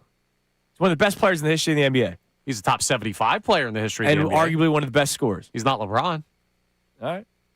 That's interesting. KD, get out of here. You have a bar. I like to watch good players. I like to watch good players on other teams. I do. I mean, that's what I do on a random Wednesday night at my house. Like if the Sixers and Flyers aren't on, or if the Phillies are off, or if the Phillies play a day game, I'll watch whoever's on at night. I do that. I'm a loser. I get it. All right. Kyler Murray is going to be leaving the Arizona Cardinals. I don't think the release was official yet, but they let him know that if a team does not trade for him, which that's always good bargaining. Dave Dombrowski might be running the Cardinals. He's going to be leaving the Arizona Cardinals. And I saw he put out an apology post on social media. And he apologized that they didn't get it done. I have to ask you, how legit is the apology by Kyler Murray? Quote, "I'm sorry I failed us," is one of the lines in it. Because Kyler Murray, over the years, has been literally made a joke of whenever Call of Duty has double XP weekend. There was a running like Reddit thread of what his record was during big Call of Duty weekends, right? Like that became a thing. He's had a couple of off seasons where he did the let me delete everything from my Instagram account, and then people go, what does this mean? Do you think he's sincere about his apologies to the Arizona Cardinals? Yeah, I do. All right. I do. I'm not. I always assume that those are legitimate apologies. Like, I don't think this guy who made it to the NFL and was also drafted, 1 overall in the Major League Baseball draft, just doesn't care enough about sports that he doesn't want the team he's on to win. Now, does it mean that he did everything right and That's he got what I'm screwed saying. over? No. But do I think it's a legitimate apology? Yeah, I do. All right. So it's like it's the guy that sleeps around. And, he kept doing it, but once he had the divorce, he finally apologized to his wife. You can do something and still feel bad about doing it. You can have character flaws and apologize for having them. I think there are very few, and this is where I'm at with all of the, dramatics in sports. I think there are very few true asses out there. I think Anthony Rendon not apologizing for his poor play with the Angels. He's not apologizing. He's not apologizing. But my point is, when these apologies come out, I believe people feel that way, but there are certain character flaws, physical flaws as an athlete that you can't overcome that lead to these things happening. It doesn't mean guys don't feel bad about it. Sure, he may have not been good because of his size. Yeah. It may not be because of Call of Duty. But that was a thing. Like Ben Simmons, ass. If he ever was to apologize, Sixers, I'm so sorry about the way the X happened. Screw you, bro. Yeah, I'm not accepting said apology. He's the exception to the rule. All right. This story is ridiculous. I never knew this story. The algorithm's weird, dude. The sleeper accounts. Yeah, sleeper Diamondbacks pops up. Did you ever hear of this story of Arizona Diamondbacks fan Jolene Hoyle and Jay Bell, who played for the D-backs? Did you ever hear this story? No. Jolene Hoyle called into a radio station once and won a pair of tickets to a D-backs game. Just like how we're giving away a pair of tickets for the Sixers game. We'll do our Name That Lyric coming up here in a second. She won a pair of tickets. Then she won some. You know how the Phillies? I don't know if they still do it. The home run inning on the radio, fourth inning, you hit a home run. But if you hit a grand slam, you get like $100 or whatever. Jeline Hoyle not only won tickets, she was selected to pick a player in a specific inning to hit a grand slam. So very specific. Oh, yeah. I never knew this. She picked Jay Bell to hit a grand slam in the sixth inning. He did it. She won $1 million. Yeah, I remember. I saw an old broadcast of it, actually. And he knew about it. Yeah. Rounding the bases, celebrating. That's freaking awesome. It's got to be a lot of pressure, right? No, probably You come not. up with the bases loaded in a game? Yeah, you know that's true. That someone in the crowd that has a specific million inning. on it? That's true. All right, hit us with the first song. Name that lyric. Finish the lyrics. One Hit Wonder edition. This is your first chance to be in the running for these Sixers tickets with the spot and knockout. When I wake up, well, I know I'm gonna be the man who wakes up next to you. When I go out, yeah, I know I'm gonna be the man who goes along with you. I don't know those next words. Oh, no. A tough one right off the rip for you. I thought you were going chorus. No. What do you think? We're giving this stuff away? I guess technically we are. All right. Text in the next couple of lyrics after that. 610-632-0975. Whoever gets it right, and there might be many of you, we will select somebody at random to be in the running for the Sixers tickets. We are doing this every segment, the rest of the show, at some point during a segment. And that's a tough one out of the gate, dude. All right, text in the answer, 610-632-0975. You'll get another one in the next segment. We also have today's headlines with Connor Thomas. It is Kincade and Salciunas, Johnny out, 97.5 The Fanatic. NFL free agency starts next week.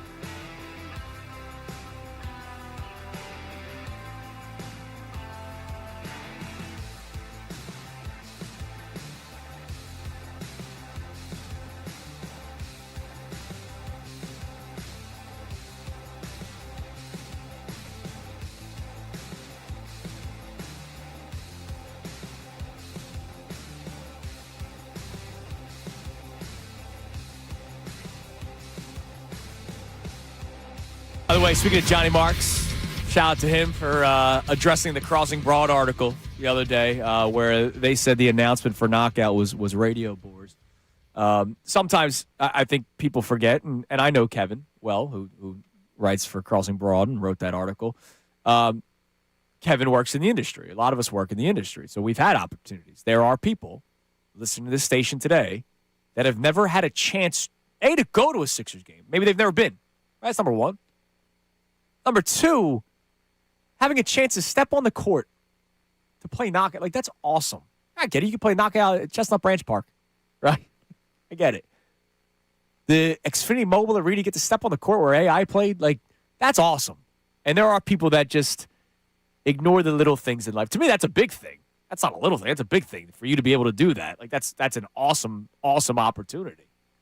And a lot of people, look, as soon as the announcement was made, I got DMs. Hey, can I be a part of it? Might be talking to one man soon. A lot of people want to do this. And so, hey, good for Johnny Marks. And I stand by Johnny Marks. Big announcement. Knockout, March 25th, Sixers Bulls. We're giving away a spot today. The way you win is by finishing the lyric. So do we have a qualifier from the first song? I did not know the next few words. I thought you were going to hit me with the chorus of I Will Walk 1,000 Miles or whatever it is. We do have a qualifier. We have Reggie in South Jersey qualifying. All right, congratulations, Reggie in South Jersey. Let's get another one going now before we have today's headlines. Name that lyric, one-hit wonder edition. We got to tell the people the answers. Oh, okay. The lyric we were looking for was get drunk. Get drunk. All right. People want to know what the actual answer is there, Andy. That was a Tuesday night. Give us the next one. Closing time. One last call for alcohol, so finish your... All right, I know that one. I got that one. All right, text in the next couple of lyrics, 610-632-0975. You get it right, you'll be potentially in the running because we randomly select people to be in the running for the grand prize. We also have the Rita's $50 gift card to give away as well. But it is time now for today's headlines with Connor Thomas. Today's headlines with the Connor Thomas. And before you tell us who it's brought to us by, let me not forget Adam Schefter Wednesday. Shefty joins us coming up at 8:05. The latest on A.J. Brown. The latest on what people are saying about Dallas Goedert. There was conflicting reports yesterday because I didn't totally trust the fantasy football guy to have that answer. Just saying. What do we got? Be nice to Matthew Berry. This update is... more so that I got pushed back for it from our listeners. I got you. Today's headlines is brought to you by Lundy Law. For over 70 years, Lundy Law has been fighting for injured people. If you need them, remember the name Lundy Law. Your injury lawyers. Visit LundyLaw.com. That's LundyLaw.com. Oh, I got a little bit of a beef with you, Salciunas. Hello. Because you've been saying something that I don't totally believe. And... Okay. Every time we bring up the Phillies and the NL East and the Atlanta Braves, you talk about how, well, you can't expect them to continue to have the issues that they've had the past couple of years with availability. Injuries and everything like that. You can't just bank on that being the reason why. No, you can't bank on it. I'm not saying that injuries won't happen. You can't just be like, oh, don't worry, they're going to get hurt. You can do that with maybe Joel Embiid and the Sixers, but... maybe you could do it with the Atlanta Braves. Did you see the news that came down yesterday? I missed it. No. Jurickson Profar is facing a 162-game suspension for PEDs. Yeah, because he just got popped last year. Exactly. Idiot. They've already lost Ha-Sung Kim to an injury for months. Now Jurickson Profar looks to be done for the year. Of course, that will also rule him ineligible for the potential postseason. The Braves are having a really rough spring training down there. Yeah. Now, when I think of the Atlanta Braves lineup, I don't first think of Jurickson Profar. In fairness, no Ozuna anymore. He's going to be their DH. Yeah, I think that's their Kyle Schwarber. I think of Acuna. I think of Matt Olson. Now, I know he's not their Kyle Schwarber, but still. I think of other players before I think of Jurickson Profar. And with the Phillies, you think of other players before you think of Bryson Stott. But if he got popped for a full year on PEDs... Edmundo Sosa, baby. He's not They love him. You know better. Stop it. Your feet are so dug in on some things. All right, speaking of your... That's not my feet. The Phillies don't play him against left-handed pitching in the playoffs because they know he's a platoon player. Don't tell me it's my feet dug in. I'm not talking about that. I'm talking about you'll deny the point to keep your point. And that's what we do here in this business. They're a good baseball Speaking of digging your feet in. You might be related to Vincent Trocheck. American hero, played on the U.S. men's hockey team, won gold out there in Italy. By the way, we're going to talk to Brian Boucher, who was rinkside for the gold medal game on Friday for some of that and trade deadline preview. But Vincent Trocheck plays for the Rangers. My middle and the name's Rangers. Vincent. What's up? Well, my middle name's Vincent. Oh, is it? So we could, who knows? Be related. Connection. Well, he could be traded because the Rangers are not having themselves a great year. Guys they're could bad. be on the move. So he was talking about recently the potential of him getting traded and how going through that is tough, especially with a 7-year-old son that has to deal with the possibility of moving, or maybe not. His son, apparently, according to Trocheck, when brought up, hey, Daddy could get traded, said, well, I'll stay because, I have a hockey team here. I didn't get traded. Interesting. So he's a Rangers fan, clearly. The kid's like, screw you, Dad. You get traded. I'm still staying. Do you think Coop would do that to you? Maybe. Maybe if let's say I get moved to California, he'd be too far from Chuty and Tivukas. And there have been times where he has asked, can I stay here? And I'm like, oh, I get a night to sleep? Maybe. Maybe I'm not entirely sure about that, but that's so he told that story? Yeah, Vincent Trocheck told that about what his son said when he could be traded. Man, turn your back on the family. That's not right. It's tough life. You're looking for support. He's only 7? Yeah. That's a tough look, man. Loves the Rangers. I don't care if my dad plays for him or not. I'm a fan. That's a true fan. He's not going to games to even see his dad if he comes back to play for other teams. Yeah, damn right, man. Yeah, he's just watching the Rangers. All right, we'll round out with a guy that at some point was a get in the building to watch him play, and with how little he's been playing, it's not anymore. Zion Williamson took some criticism from Stephen A. Smith yesterday. Here's what Stephen A. had to say. You got people that are alcoholics. You got people that are drug addicts and stuff like that. What was Zion's problem? Food addict. The joke was everybody in New Orleans, anybody that cooked knew about Zion Williamson. See, now, probably a little far there from Stephen A., but the Pelicans social media team fired back with a montage of him taking, basketball jumpers. Second straight year. Yeah. They did that last year, too. Throwing out first pitches, not looking the most athletic, and telling him to stick to solitaire, which, if you remember, that's when he was caught in the stands playing. That. Yeah. So, fair, unfair on both sides? Look, is this even? Fair on both sides, right? Stephen A. Smith is a sports media person that's going to say things, and the Pelicans are going to have the back of their player. I think it's fair on both sides. I think if Zion Williamson played 60 games a year, it may be unfair for Stephen A. Smith to say that stuff. But he's out again, 46 games this year. He's not done for the season, but he's missing some time. 30 games last year. His career high games is 70, and that was back in the 23-24 season. Before that, 29, did not play, 61-24. And we complain about Embiid.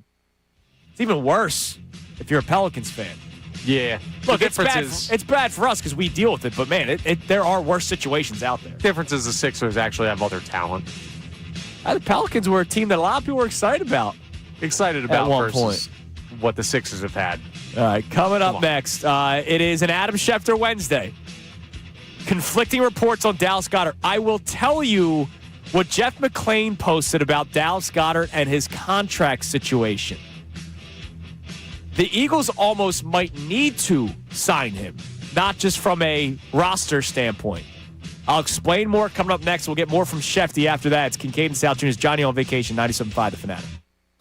Now on 97.5 The Fanatic Sports Update. Ooh, a tough night at the Exmo. I'm Connor Thomas, and the Sixers, a tough loss last night to the San Antonio Spurs, 131-91, a 40-point differential there. 8 San Antonio players scoring in double figures in the game, and to make matters worse, VJ Edgecombe took a hard fall during the second quarter of the game, did not return due to back soreness. It was a rough night overall for the Sixers, but they have to move on quickly. They'll host the Jazz tonight at 7:30. You can hear that game live right here on 97.5 The Fanatic. New league year begins for the NFL on Monday. There's still a lot of buzz about what the Eagles could do with A.J. Brown, but a couple other names popping into the picture. Max Crosby, Trey Hendrickson, some Dallas Goedert updates. We'll talk to Adam Schefter next for everything he knows about that. Flyers, they're off tonight, but the trade deadline's Friday. So Jordan Hall of NBC Sports Philadelphia joined Unfiltered, talked about what the Flyer strategy should be. If anything, I think the Flyers will be selling, but they were never really expected to be buyers at this trade deadline. They're in an interesting spot. They're still fighting for a playoff spot, but it wasn't really a playoffs or bust season for them. But I don't think they're going to be aggressive sellers. Phillies lost to the Rays 3-1 in spring training yesterday. They'll play Team Canada in an exhibition today at 1:05. This update is brought to you by Allstate. Some people just know you can save money on car insurance by checking Allstate first, so what are you waiting for? Check Allstate first for a quote today. You're in good hands with Allstate. I'm Connor Thomas for the home of the Sixers, Flyers, and Union. 97.5 The Fanatic and The Fanatic.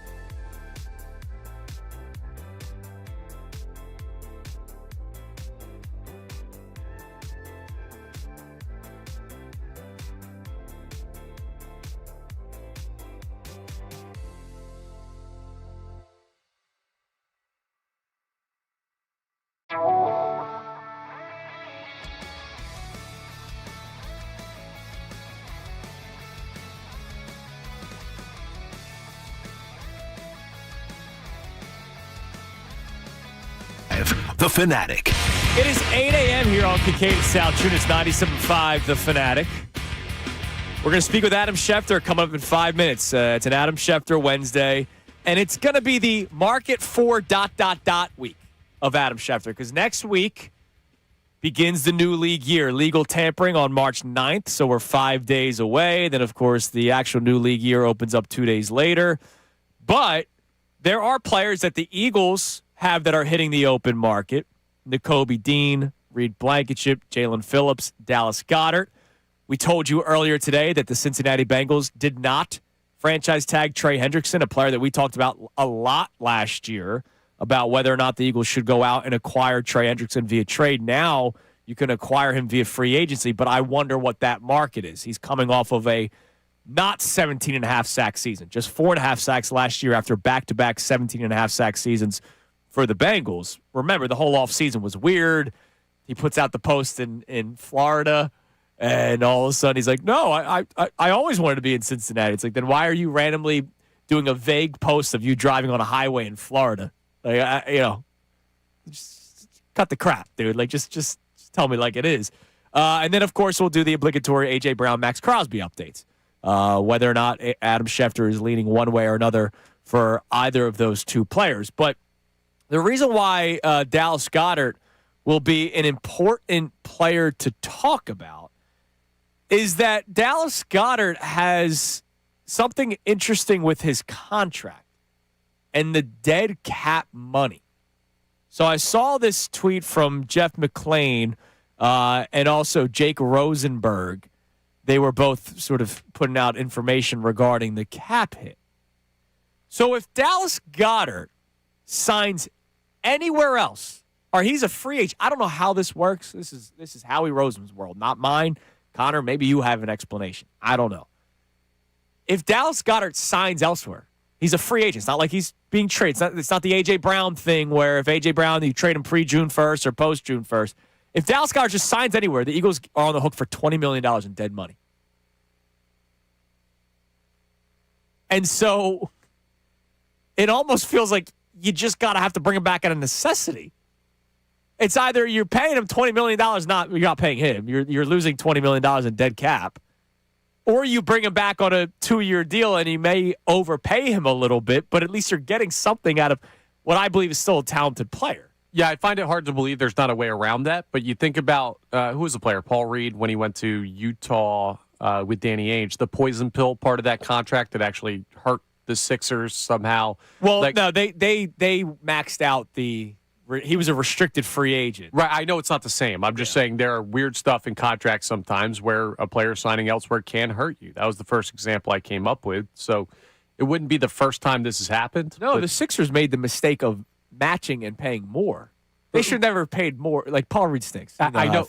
But my point is not it's apples to apples. My point is there are things in contracts where this happens. Yeah, so it's interesting. And so we'll speak with Shefty about it coming up in a little bit because if there's a big market for Dallas Goedert, which there might be, he's one of the better tight ends that's hitting the open market. If he leaves, the Eagles not only lose their leading touchdown scorer last year, they get hit with a $20 million dead cap hit, which both of that sounds pretty bad to me. Why would they have done that? I'm sure it had something to do with the way they restructured his contract last year. Because remember, he took less money to come back because the market wasn't there. They let him go seek out a trade. He did not find a trade and a contract extension to go along with it. So he comes back to the Philadelphia Eagles. They get him for less money. I'm sure there's something that has to do with it. I just don't, but you know that was a 1-year deal and you knew that it was probably going to end. Like, we're still having the conversation about him moving on after scoring 10 touchdowns. So why wouldn't you have not found a workaround? Is that a miss by Howie Roseman? Look, as you said, I'm sure Howie's going to figure out a way to get around it. But, we'll see. By the way, congratulations to Matt Iskra, who is our second qualifier for the Sixers tickets March 25th against the Bulls. Finish your whiskey or beer. Not all of these will be alcohol related, by the way. It just played out that way. Where's your mind at? You are going on vacation. That's part of it. Joe Doman on our YouTube chat. Andrew is worse than a woman scorned. He still cannot get over Jared McCain. I wonder if it's starting to affect his marriage. It's kind of funny. It is funny. And I'm fine with that. Joe, I was the guy that was not rating Jared McCain as highly as like 90% of the city. What I was upset about was the fact that they didn't make a secondary move, which that's what I was fully expecting Daryl Morey and the Sixers to do. They ultimately did not do it. So you're telling me you're excited about what will be a very late first-round pick and 3 second-round picks. And the guy has since gone to Oklahoma City and is scoring 20 points for them off the bench. And we got to watch Quentin Grimes start randomly and score 2. It was an unnecessary trade. And that's something, as we continue to talk about the Sixers' evaluation, we're going to talk about what Daryl Morey has done well, what he's not done well. And as of right now, until we find out what those draft picks are, which I'm not expecting much out of them, right now that was a miss by Daryl Morey. But I appreciate you thinking about my marriage. Things are good. All right, joining us now on this Wednesday morning, as he does every single week, at this time, from ESPN, our man Adam Schefter joins us. Shefty, good morning. How are we? Good morning, Andrew. Before we get to football business, I have a few questions for you. Number one, is my guy VJ okay or not? I know he was out for the game last night. They looked terrible. The whole team did. But I would expect he doesn't play tonight. Is it any kind of notable, significant injury or no? They're thinking it's just bruising. But you know how it is. They're going to probably evaluate him again today.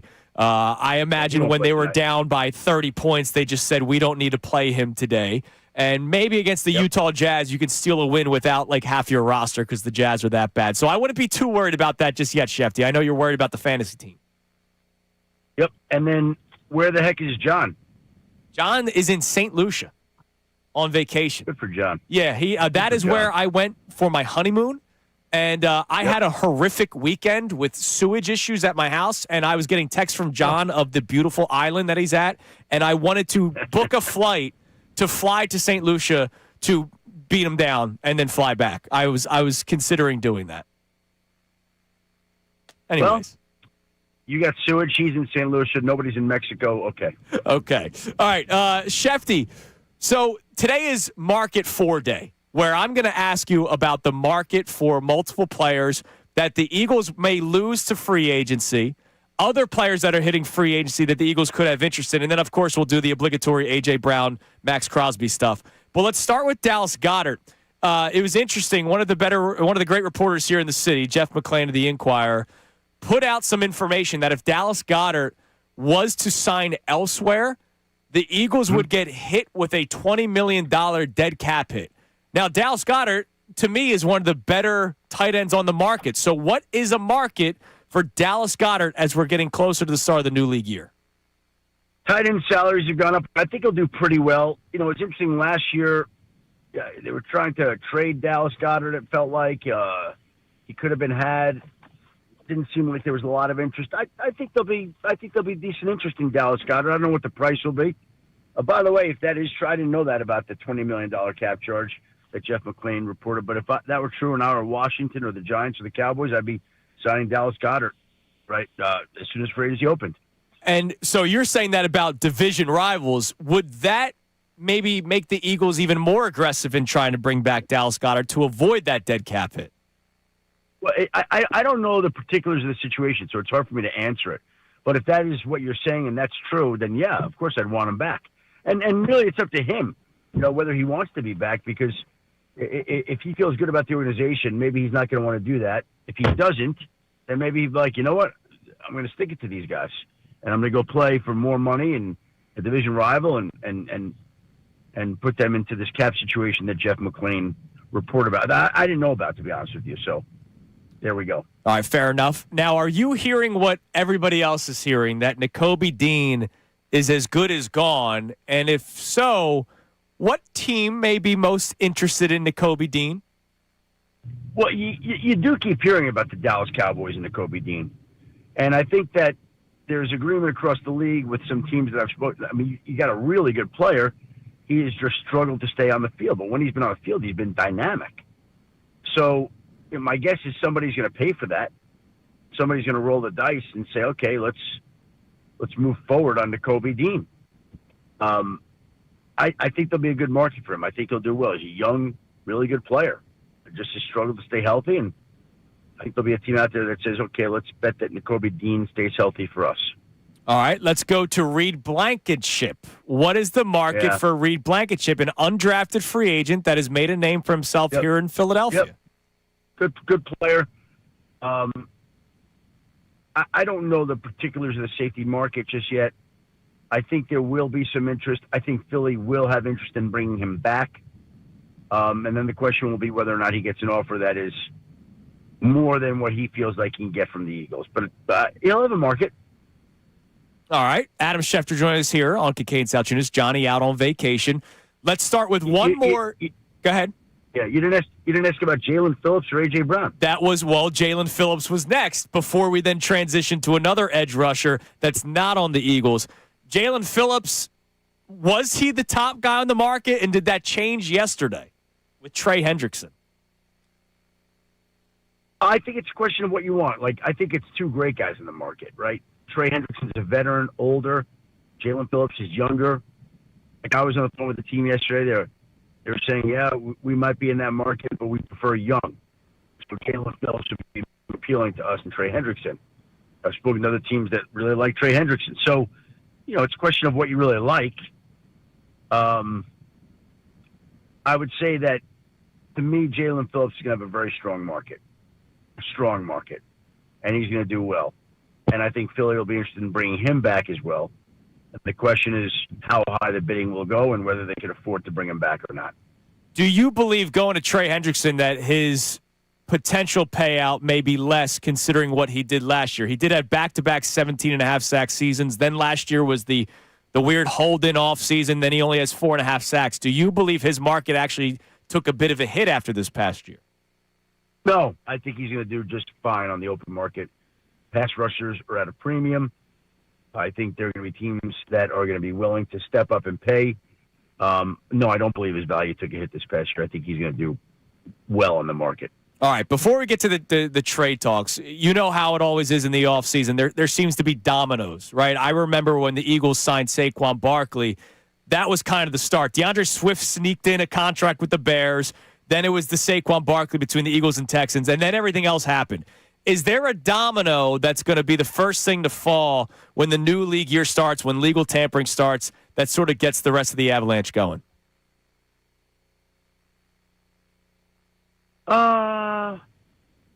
And it doesn't have to be a player. It could be a position group. Is there going to be a position group that more teams focus on early? I don't know that I see like that this year, that there's a connection that we need to find out where player A is going so that player B, C, and D can fall in line. I mean, I don't see that. It's not like that every – and by the way, like Swift and the Bears, I think Swift and the Bears were probably going to be down the line, and Barkley and the Eagles would be down to the line. And the timing really was separate. It just so happened that Swift came out first. It wasn't like, okay, well, Swift went to Chicago and now Saquon's going to Philly. Right. That's not how it happened. It just so happened that Swift came out first. The news of his deal with the Bears came out first, because that's all it was. So I think that that's not correct to read it that way, Andrew. And I don't think that there is a player at a position this year. I mean, teams have an idea of what they want to do, and like, could it and would it impact things when Kenneth Walker signs? Sure, that might have an impact, of course, on where Travis Etienne or Kenneth Gainwell or Tyler Algier go in free. Of course, yes, that's up. But it's not like we need him to sign first. Like, and these guys are not having talks with teams and moving along if and when they can. Now, part of the reason why I asked that, and you kind of led me right to it, is are teams going to wait and see what happens with A.J. Brown before they go out and sign like a veteran like Mike Evans as a potential wide receiver one? Are a lot of teams waiting on A.J. Brown, and what is the latest that you have heard on that front? No, I don't think teams are waiting on A.J. Brown at all. I think that teams have called in, like there was a team that called the Eagles over the weekend. Hey, we'd love to try to trade for A.J. Brown. And the Eagles said, okay, here's what we'll be looking for. And when the team heard that price, they said, thank you very much. Good luck, trading A.J. Brown. The price was so high. So I don't think teams are waiting around, to see if they could pry loose A.J. Brown. I think teams have a pretty good idea about whether or not they could pry loose A.J. Brown. And more often than not, the answer is no, that they're not going to be able to work. Are you leaning toward A.J. Brown being back because the cost will be too much for other teams? I think I'm right where I've been. Like, I'm not going to be shocked if he winds up getting traded, but they're certainly not making it easy, and they certainly don't seem like they're willing to move him. And if I had to bet $1 today, I'd say he's more likely to be there than not. But could we hear about a trade next year? Absolutely. Absolutely. Like, teams keep calling. Teams are being told the price is high. Is there going to be a team like a Buffalo or New England that steps out there? By the way, like these other teams, they're exploring other moves. So, I'm making this up, but maybe they say, okay, you know what? The price on Max Crosby is too high. Jalen Phillips cost this. Let's put our money and resources into A.J. Brown. Like, that could happen, but I just don't think that Philly wants to trade him. Right. Now, that doesn't mean he's not going to get traded. I think the player would prefer to be traded. That's what I think. And so, is the player going to talk to them? Are they going to listen to the player? Is the player's agent going to get involved? these things are very complicated and nuanced, and they change day to day. So I know we're looking for an answer on this, but moves and shifts and evolves over time. Today, as I said for the last 2 weeks, I think Philadelphia would like to hold him and keep him. I think that's probably a slightly more likely outcome, but it is not a given that that's going to happen. So let's talk more about that. Adam Schefter joining us here on Kincade and Salciunas. You were at the Combine. I know it took like 8 different flight cancellations for you to finally get there. Yeah. But what did you hear about A.J. Brown? You just said that the Eagles don't necessarily want to trade him, but the player may want to. What is it that makes A.J. Brown want to be traded? I don't know. That's him. I really can't answer that. You know, again, I think it wasn't a secret last year. There were a lot of people that believed, and I'm one of them, that A.J. Brown was interested in moving on. I don't think that's changed. I don't know why. There's obviously, he voiced enough complaints that, you know, his role in the offense wasn't getting the football, whatever it was, a combination of those things and more. But yeah, my belief is last year he wanted out, and my belief this year is if he had his choice, that would be the way that it would go. But he may not get his choice here, so it may be a moot point. Well, and if he doesn't get his choice, how do the two parties try to fix that? Because I don't think it's a contract that A.J. Brown wants. It's his role in the offense, to your point. So how do you go about fixing that so that A.J. Brown is a happy camper come training camp? Andrew, all I can say to you is that relationships evolve over time, whether it's a relationship with a spouse, a sibling, somebody at work, somebody on a team. There are times where I've worked with people where I've been like, boy, this individual is tough to work with. And then over time, you're like, wow, I love working with this person. Or you love working with this person, then for whatever reason, they get a little salty. You're like, yeah, this guy's been difficult to deal with lately. Things evolve. So I'm going to guess where they were at with A.J. Brown last season may not be where they are with A.J. Brown next season. Things change. And so that's all. Look, there's a whole new offensive staff. I don't know how that's going to impact his thinking. They may want to get in the ball a lot more. I don't know how that's going to impact his thinking. It may be that Sean Mannion, you know, is designing play calls to get A.J. Brown the ball on the first 2-3 plays of every game. He may be much happier with that. I don't know. But the dynamics are going to change. The relationship won't stay the same. It's just the nature of life in anything, with anybody, in any field. All right, lastly, Max Crosby, do you believe he gets traded? And I will ask you, are the Eagles interested? And is this they are interested because they want him, or is this well, it's Howie Roseman, he's going to call? I'm leaning that A.J. Brown would stay and not be traded, although he could. And I would lean that Max Crosby would be traded, although he could stay. So, again, and I don't enjoy or like, you know, predicting these things. I'm not in the prediction market. You know, you're trying to figure these things out and see where they're going. And my sense is, like I said, AJ will stay and Max could wind up getting traded, which in the end, next week we could be talking about how about AJ Brown getting traded and the Raiders, you know, not moving off Max Crosby. But, you know, there are a number of teams pursuing Max Crosby. You know, if you're the Eagles, I think it's one of those options that's just out there, right? Like, I think they'd like to bring back Jalen Phillips. Are they going to get back Jalen Phillips? For all we know, next week Jalen Phillips signs with another team.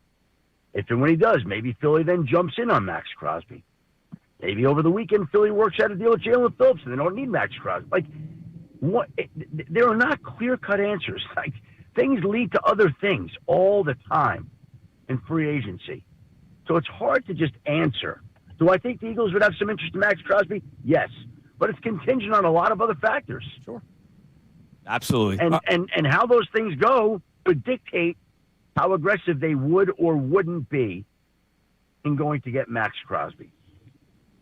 I hear you, Shefty. So, and Andrew, that's a lot of, you got to pay attention to how things are going down, how one move then influences the next move.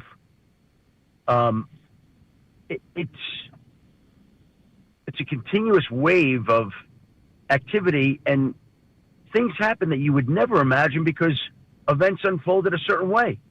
And I'm not trying to be like, I hope it makes sense. It's not like the Da Vinci Code or anything. Right. And every move sets into motion another move. Yeah, if the Eagles get a first-round pick for A.J. Brown, they have a first-round pick that they could either draft or they could use to trade for somebody else. I get it. Yeah. I mean, maybe A.J. Brown marks into the office. They say, I'm not coming back. Trade me. Maybe they do trade. Maybe they got the extra one. Jalen Phillips goes inside. We got the extra one. Let's go trade for Max Crosby. Maybe they never move A.J. Brown. They don't have the one. They sign Jalen Phillips. There's different ways it can go. And by the way, it's like that in free agency. It's like that in the draft. Teams are preparing. Are we better off doing this? Should we try that? Is our team better off if we move in this direction? Are we better off in that? And sometimes you think you're going a certain way, and then you shift gears like that, and you just change it up. And it all starts next week, Shefty. New league year. We're already here, man. We're already reaching legal tampering next week. Not that any illegal tampering took place. It's just legal tampering that takes place next week. Correct. Always. Shefty, you're the man. We'll talk to you again next week. Johnny the K will be back from his vacation. I'm sure he misses you. Good luck with the sewage. Oh, yeah, thank you. All right, there's Adam Schefter joining us here on Kincade Salciunas. All right, coming up next, we'll react to some of it. They want Jalen Phillips back. That makes me happy. May not make other people on this show happy. Makes me happy. We'll react to some of that. We got to do another Finish the Lyric one-hit wonder edition for your chance to win the pair of tickets to the Sixers game and the spot and knockout. Also, fair or unfair, how someone is talking about Bryce Harper and where he stands in baseball. It's Kincade Salciunas, Johnny out, 97.5 The Fanatic. All right, let me tell you about that FanDuel Sportsbook app. All right, college basketball nonstop, big games, tight spreads, momentum swings every single night. And now FanDuel, in partnership with Valley Forge, is giving you a way to turn that energy into even bigger wins with a college basketball parlay profit boost. Here's how it works. Build any college hoops parlay you like. Whether you want to build a couple of spreads, maybe just money lines, maybe over-unders, and then you can apply your profit boost and instantly bump up that potential payout. So maybe you go with some heavy favorites, but you're getting the profit boost to really help out that money. Just go safe, go spicy, whatever you want to do. Even if it's just the team you've been following all season long, it's your parlay, your style, now with more upside behind it. Head to FanDuel.com/local to get started. FanDuel, play your game. You got to be 21 plus, present Pennsylvania, opt-in required. Minimum 2-leg parlay required. Bonus issues, non-drill boost builder tokens. Restrictions apply, including any token expiration, max wager amount. See terms at sportsbook.fanduel.com. Gambling problem, call 1-800-GAMBLER. Now on 97.5 The Fanatic Sports Update. Sixers fall to the Spurs. I'm Connor Thomas, and the Sixers lost to the Spurs by 40 last night, a 131-91 final as 8 San Antonio players scored in double figures. VJ Edgecombe went out in the second quarter after taking a hard fall on his back. He has back soreness, did not return to the game. And the Sixers have a back-to-back tonight, so we'll see if Edgecombe is available. They'll host the Jazz tonight at 7:30. You can hear that game live here on 97.5 The Fanatic.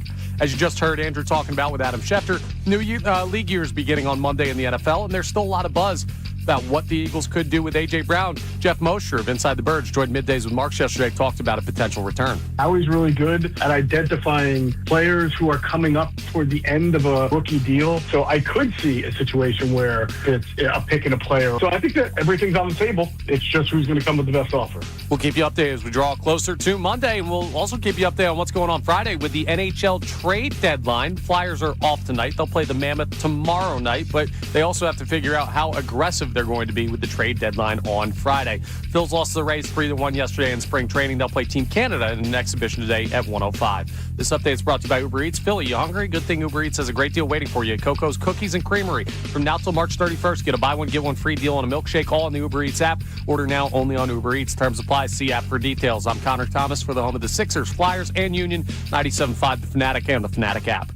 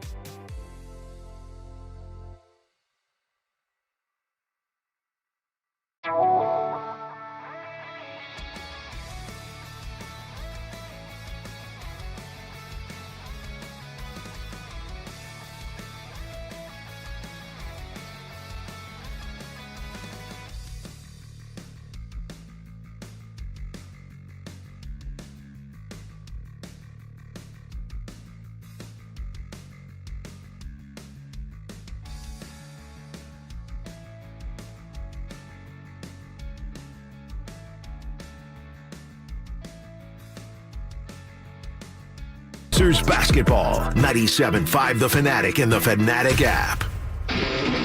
Now back to Kincade and Salciunas. 97.5 The Fanatic and the Fanatic app. All right, a lot to get to this segment. We went longer with Shefty because there was a lot to get into, a lot of players to discuss that are hitting the market. Just a couple of quick takeaways. Jalen Phillips, he expects to have a very good market, but he thinks the Eagles are very interested in bringing Jalen Phillips back. Nakobe Dean, he believes will be going. It seems like he thinks he's going elsewhere, and Dallas was the team that everybody brought. I did not bring up Dallas. He brought up Dallas on his own. Reed Blankenship, he believes maybe the Eagles would be interested in bringing him back. Obviously, a safety. He's a captain of the team. He was part of their leadership council. Darius Slay passed things down to him. That's what led to the whole Chauncey Gardner-Johnson beef, if you remember, on social media. And he thinks there's going to be a market for Dallas Goedert for other teams. I know people always look at the age, but, dude, tight ends, some of them play late, like Wittens and all those guys. Dallas Goedert had a really good season, and he could get paid a decent amount of money because he didn't get it last year. You will be able to hear that interview again on 975thefanatic.com. You can check it out on YouTube again. We'll also play the 5 best minutes of it later on. And so A.J. Brown comes up, per usual, and I saw your comments that the whole he could be traded or he could not be traded. There was something that was my biggest takeaway in that interview. And I will let Colonel Jessup start. Go ahead, Connor. You want answers? I think I'm entitled. You want answers? I want the truth. You can't handle the truth. A.J. Brown doesn't want to be here, per se. Shefty reiterated that post-combine just now. That, yeah, the Eagles want him. I want him. It's like, have you ever had a crush on a girl that didn't want you back? Like, yeah, but the problem is this girl's contractually obligated to go out with you. Yes, that's true. And then you have holdouts, and you're sleeping in the shed. We talked about it earlier, though, and we were both on the same page. We don't think he would hold out. No, I think he's not that kind of guy. I think he would play. But, look, during the season, he wanted out. Adam Schefter, first Joe Sanliquito put out that story, but Adam Schefter confirmed said story. Then Adam Schefter heard more pre-combine that A.J. Brown wanted out. John tried getting the reason why, the answers why. We didn't necessarily get them. Today, post-combine, he is reiterating that A.J. Brown is the one that wants out. Now, we still can't get an answer as to why, right? Maybe there's some big story written on ESPN.com one day by Tim McManus, right? Or Jeff McClain is a big story. There's been talks about the quarterback, not the person, Jalen Hurts, but the style in which they play together, the offense. By the way, did you see the article from Brooks on The Athletic about Kevin Patullo? And now all of a sudden we're all realizing that nobody really liked Kevin Patullo's offensive mindset, and those reports that Jalen Hurts all of a sudden wasn't willing to do certain things. Maybe it's because he didn't like what they were trying to get him to do. And it was interesting that the Eagles, or at least somebody within the Eagles, tried to make Jalen Hurts look like the villain in that story. And now we're getting more information out that Kevin Patullo did indeed suck and was not a good offensive coordinator. Breaking news. Yeah. I find that interesting that Ryan Fitzpatrick is telling Richard Sherman that, he's texting him complaining about certain things. Yeah, Kevin Patullo's a rat bastard. I'm glad that he's not here anymore. Maybe Sean Mannion is the reason why A.J. Brown's back. I don't know. Maybe he was upset with Patullo. Could you blame him? I wouldn't. Bottom line is Adam Schefter reiterated that A.J. Brown is not happy to be here right now. That could change. Counseling is a thing. Like, who knows? Like, maybe things change. That's my biggest takeaway from all that. I get it. There's people complaining that he said he could be traded, he couldn't be traded. I understand. I get it. But he did say that, look, once again, post-combine, and he mentions the agent. Well, we had the Rossini report that the agent did start making some phone calls. Does not mean he's going to be traded, but it does not change the fact that there has been moments in this entire saga where, yes, A.J. Brown was open to being relocated. Just something to point out. All right, give me a one-hit wonder Finish the Lyric One-Hit Wonder Edition. This is your way to win a pair of tickets to the Sixers-Bulls game and the spot in Knockout. Connor will play it. You text in the rest of the lyrics, a couple of them. If you're just joining in, you don't have to send us the entire song. Don't give us the name of the song. Don't give us the singer. One-hit wonders. You got to finish the lyric. Go ahead, Connor. He drinks a whiskey drink, he drinks a vodka drink, he drinks a lager drink, he drinks a cider drink. He sings the songs that remind him of the good times. He sings the songs that remind him of... Now, you did say that there are some songs non-alcohol related, and yet they're all alcohol related. They're not all alcohol. Are you okay? Related. I'm okay. They're not all alcohol related. All I heard was whiskey drink and all these other drinks. Well, that's not the lyrics we need there, Salciunas. All right, text in the correct lyrics. Finish the lyrics, 610-632-0975. One of the people that get it right will be in the running. We have 2 qualifiers right now for the Sixers-Bulls tickets and the spot in Knockout on March 25th. All right, fair or unfair is something that I wanted to get into. I saw an article on Fox Sports, ranking the top players in the World Baseball Classic. They have 26 of them. Do you want to take a guess at where Bryce Harper comes in on the list out of 26 players? Top 10? Nope. No? Okay. Not even top 20. Wow. They got have him that low, huh? 21. Okay. Out of the 26 players. He is one spot behind Ketel Marte. Kind of hard to dispute that because Marte's a really good baseball player. He is. People know Bryce Harper more than Ketel Marte. Marte's a really good player. Geraldo Perdomo comes in at 19. Yeah, no. I don't agree with that. Gunnar Henderson cannot already be better than Bryce Harper. Fernando Tatis Jr., I love, but inconsistent. Everyone loves Pete Crow Armstrong, Julio Rodriguez. Look, some of these players are studs. Like Christopher Sanchez is ahead of them. Ranger Suarez is ahead of them, which I actually kind of find interesting. Schwarber's on this list. He's at number 11. Your top 10, Acuna, Raleigh, Juan Soto, who went yard yesterday, Vlad Jr., Yamamoto 6th. Your top 5, Bobby Witt Jr., Paul Skeens, Scoobles 3, Judge 2, Ohtani 1. Kind of hard to disagree with the top 10. Yeah. But 21? That's I way think low. I think it's unfair. Yeah, completely. And I don't think that's homerism. I think that's unfair. But I also think it's recency. I mean, if you look at the years, if they're just going off of what they did in Major League Baseball last year, I understand putting Harper there. I don't think he's top 10. I don't know. I don't think he's unlike those players. Like, if Bryce Harper's in that group, I'm not like he's the odd one out. I think he is the odd man out. Out of those players? I mean, even Soto had a down year and was still better than Harper's yesterday. Sure. Soto's a better player. All right. Look, if Harper, I'm just saying, like, I think 21's low. I think it should be higher, but I think 21 is low. All right, we will announce our next qualifier coming up next. We will give you another one-hit wonder, finish the lyric, in the next segment.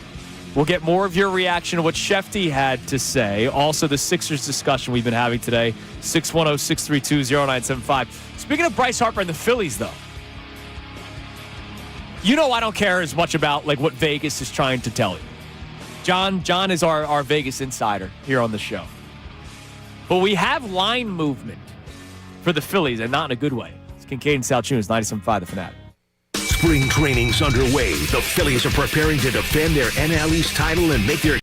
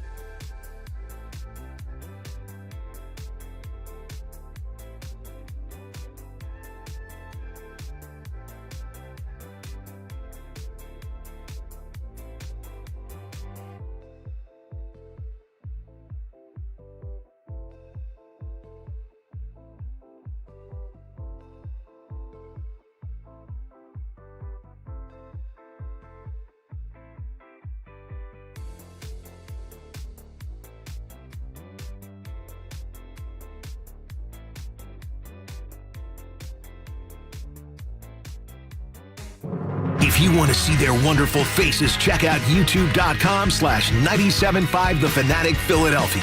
More of Kincade and Salciunas coming your way now. It is 8:47 here on Kincade and Salciunas. Johnny the K on vacation this week. We had Adam Schefter on earlier today. You'll hear the 5 best minutes of it again in the 9 o'clock hour. And, we talked about the market for the Eagles players that are hitting free agency and then some of the other players out there. Shefty mentioned the Cowboys for Nakobe Dean, which I know that's going to hurt a lot of people because we love Nakobe Dean. We hate the Dallas Cowboys, and he could jump ship to Dallas. But there's also talk about Max Crosby. And I don't think the Phillies would get Max Crosby. I don't. Now, what Schefter was trying to say... Well, they shouldn't. They play baseball. I'm sorry.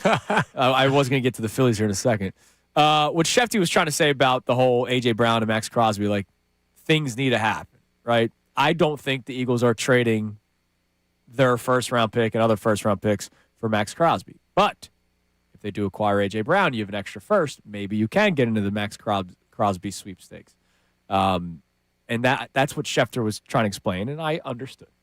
That's what he was trying to explain, though. So we have a poll going right now, and it's always strong. It's always up all morning long. It lasts 4 hours.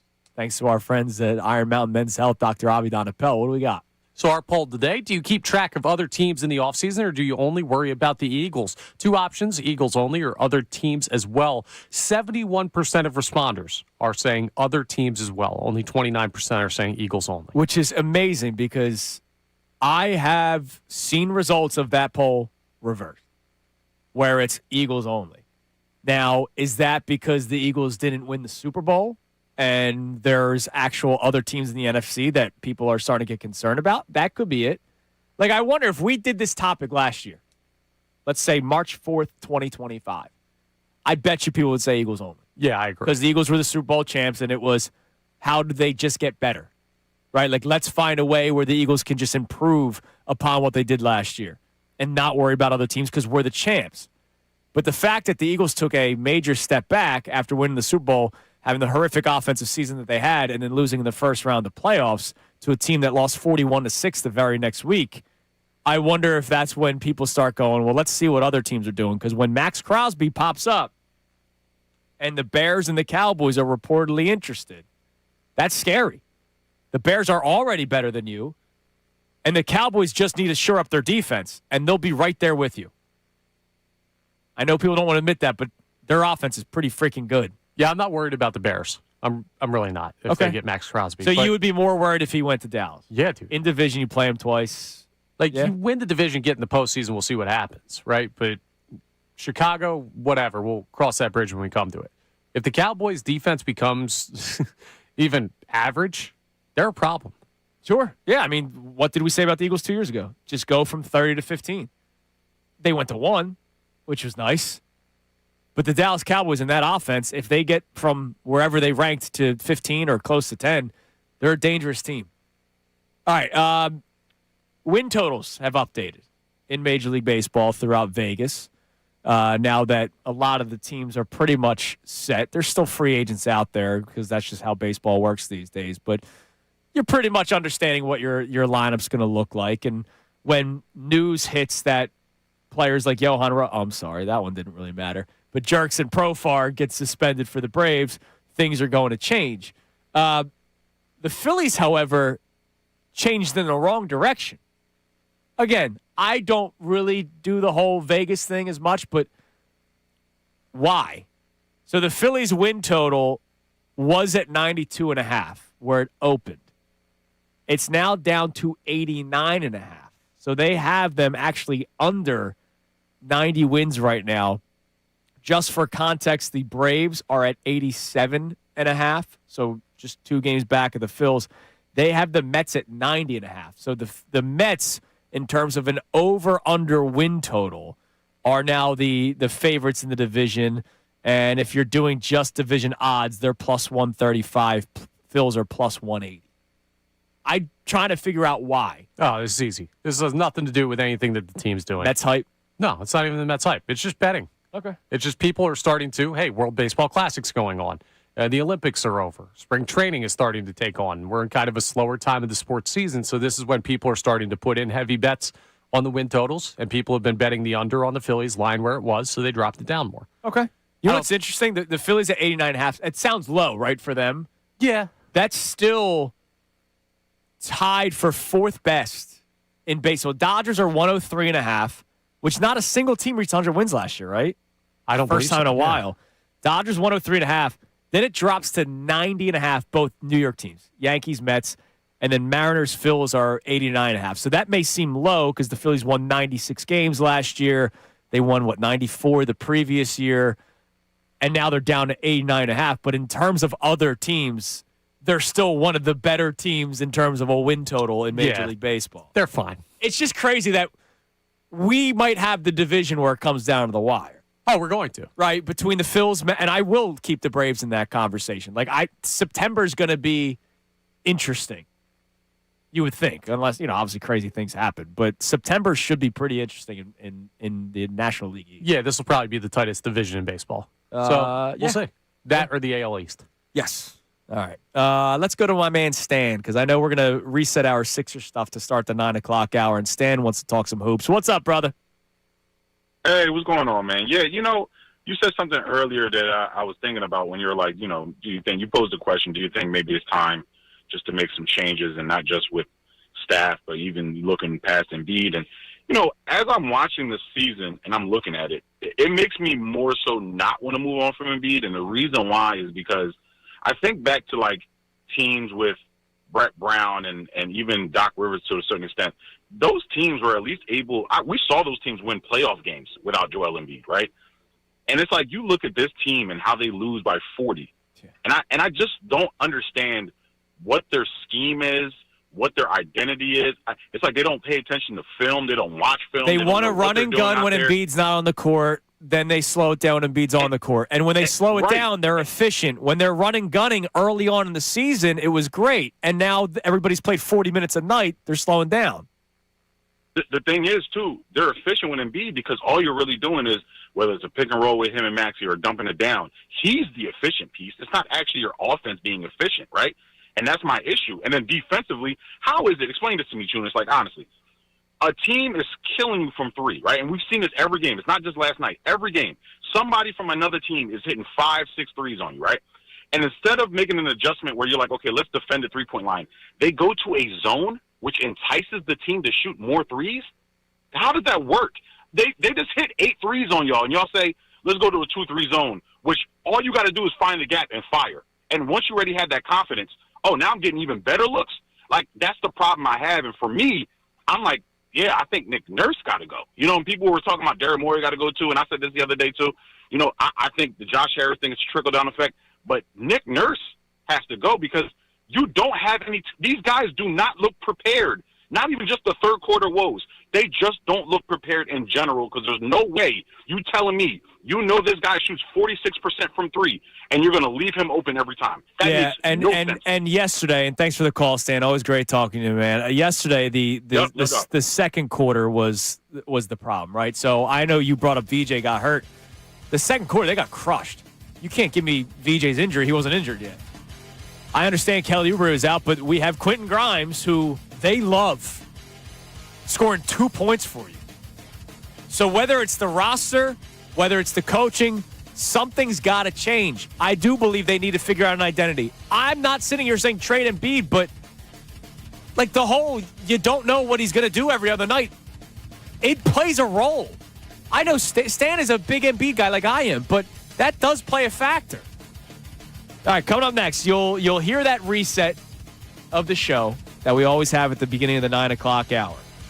But we will continue said conversation about this Sixers team this year and what you would qualify success as.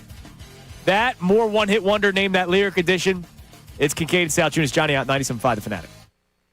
Now, on 97.5 The Fanatic Sports Update. A rough night for the Sixers. I'm Connor Thomas, and the Sixers got blown out by the Spurs at home last night, 131-91. 8 San Antonio players scoring in double figures. Make matters worse, VJ Edgecombe took a hard fall. He left the game with a back injury, has some back soreness, and with the Sixers playing a back-to-back tonight, we'll see if he'll be available for that one. They will play the Jazz, 7:30 p.m. tip-off, live from Xfinity Mobile Arena, and you can hear that game live right here on 97.5 The Fanatic.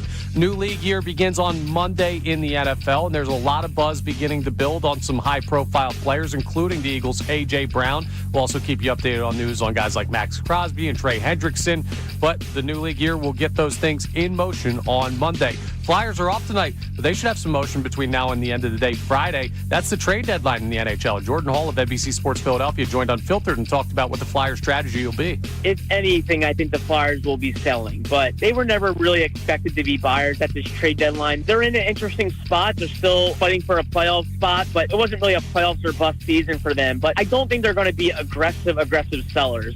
All right, we'll keep you updated on that as well. The Phils lost the Rays 3-1 yesterday in spring training. They'll play Team Canada in an exhibition today at 1:05. This update's brought to you by Mattress Firm. Having trouble sleeping? Visit Mattress Firm during the Upgrade Your Sleep sale. Their sleep experts will help find your perfect bed. They make sleep easy. I'm Connor Thomas for the home of the Sixers, Flyers, and Union. 97.5 The Fanatic and the Fanatic app.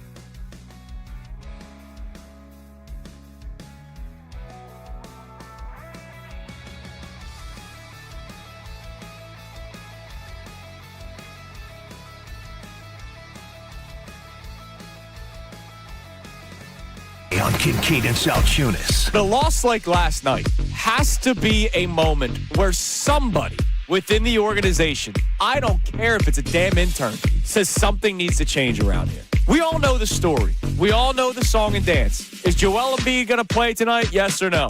Yes, they have a chance. No, odds are they're going to lose. And guys are averaging damn near 40 minutes a night, Tyrese Maxey and VJ Edgecombe. Those guys are going to lose it a little bit. It's natural. So when I talk about change, I'm not coming on here saying somebody needs to be fired.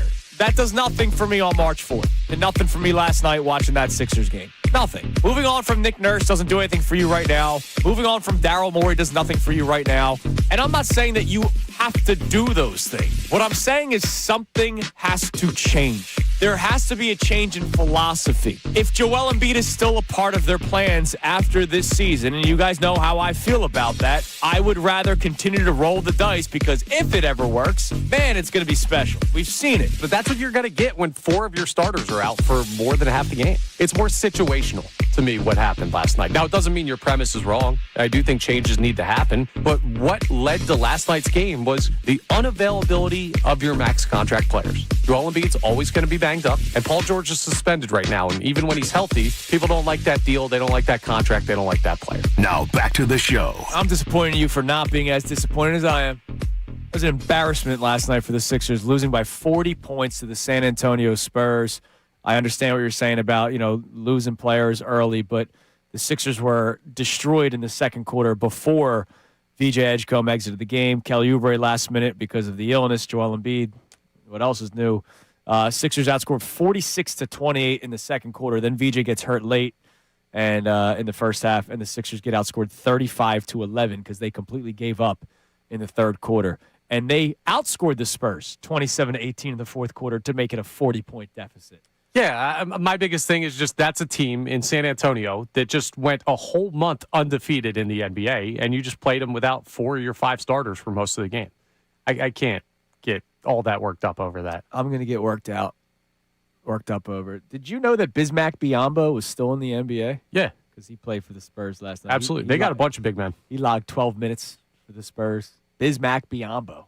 He was one of those guys that got like the random big contract, I think, with Charlotte.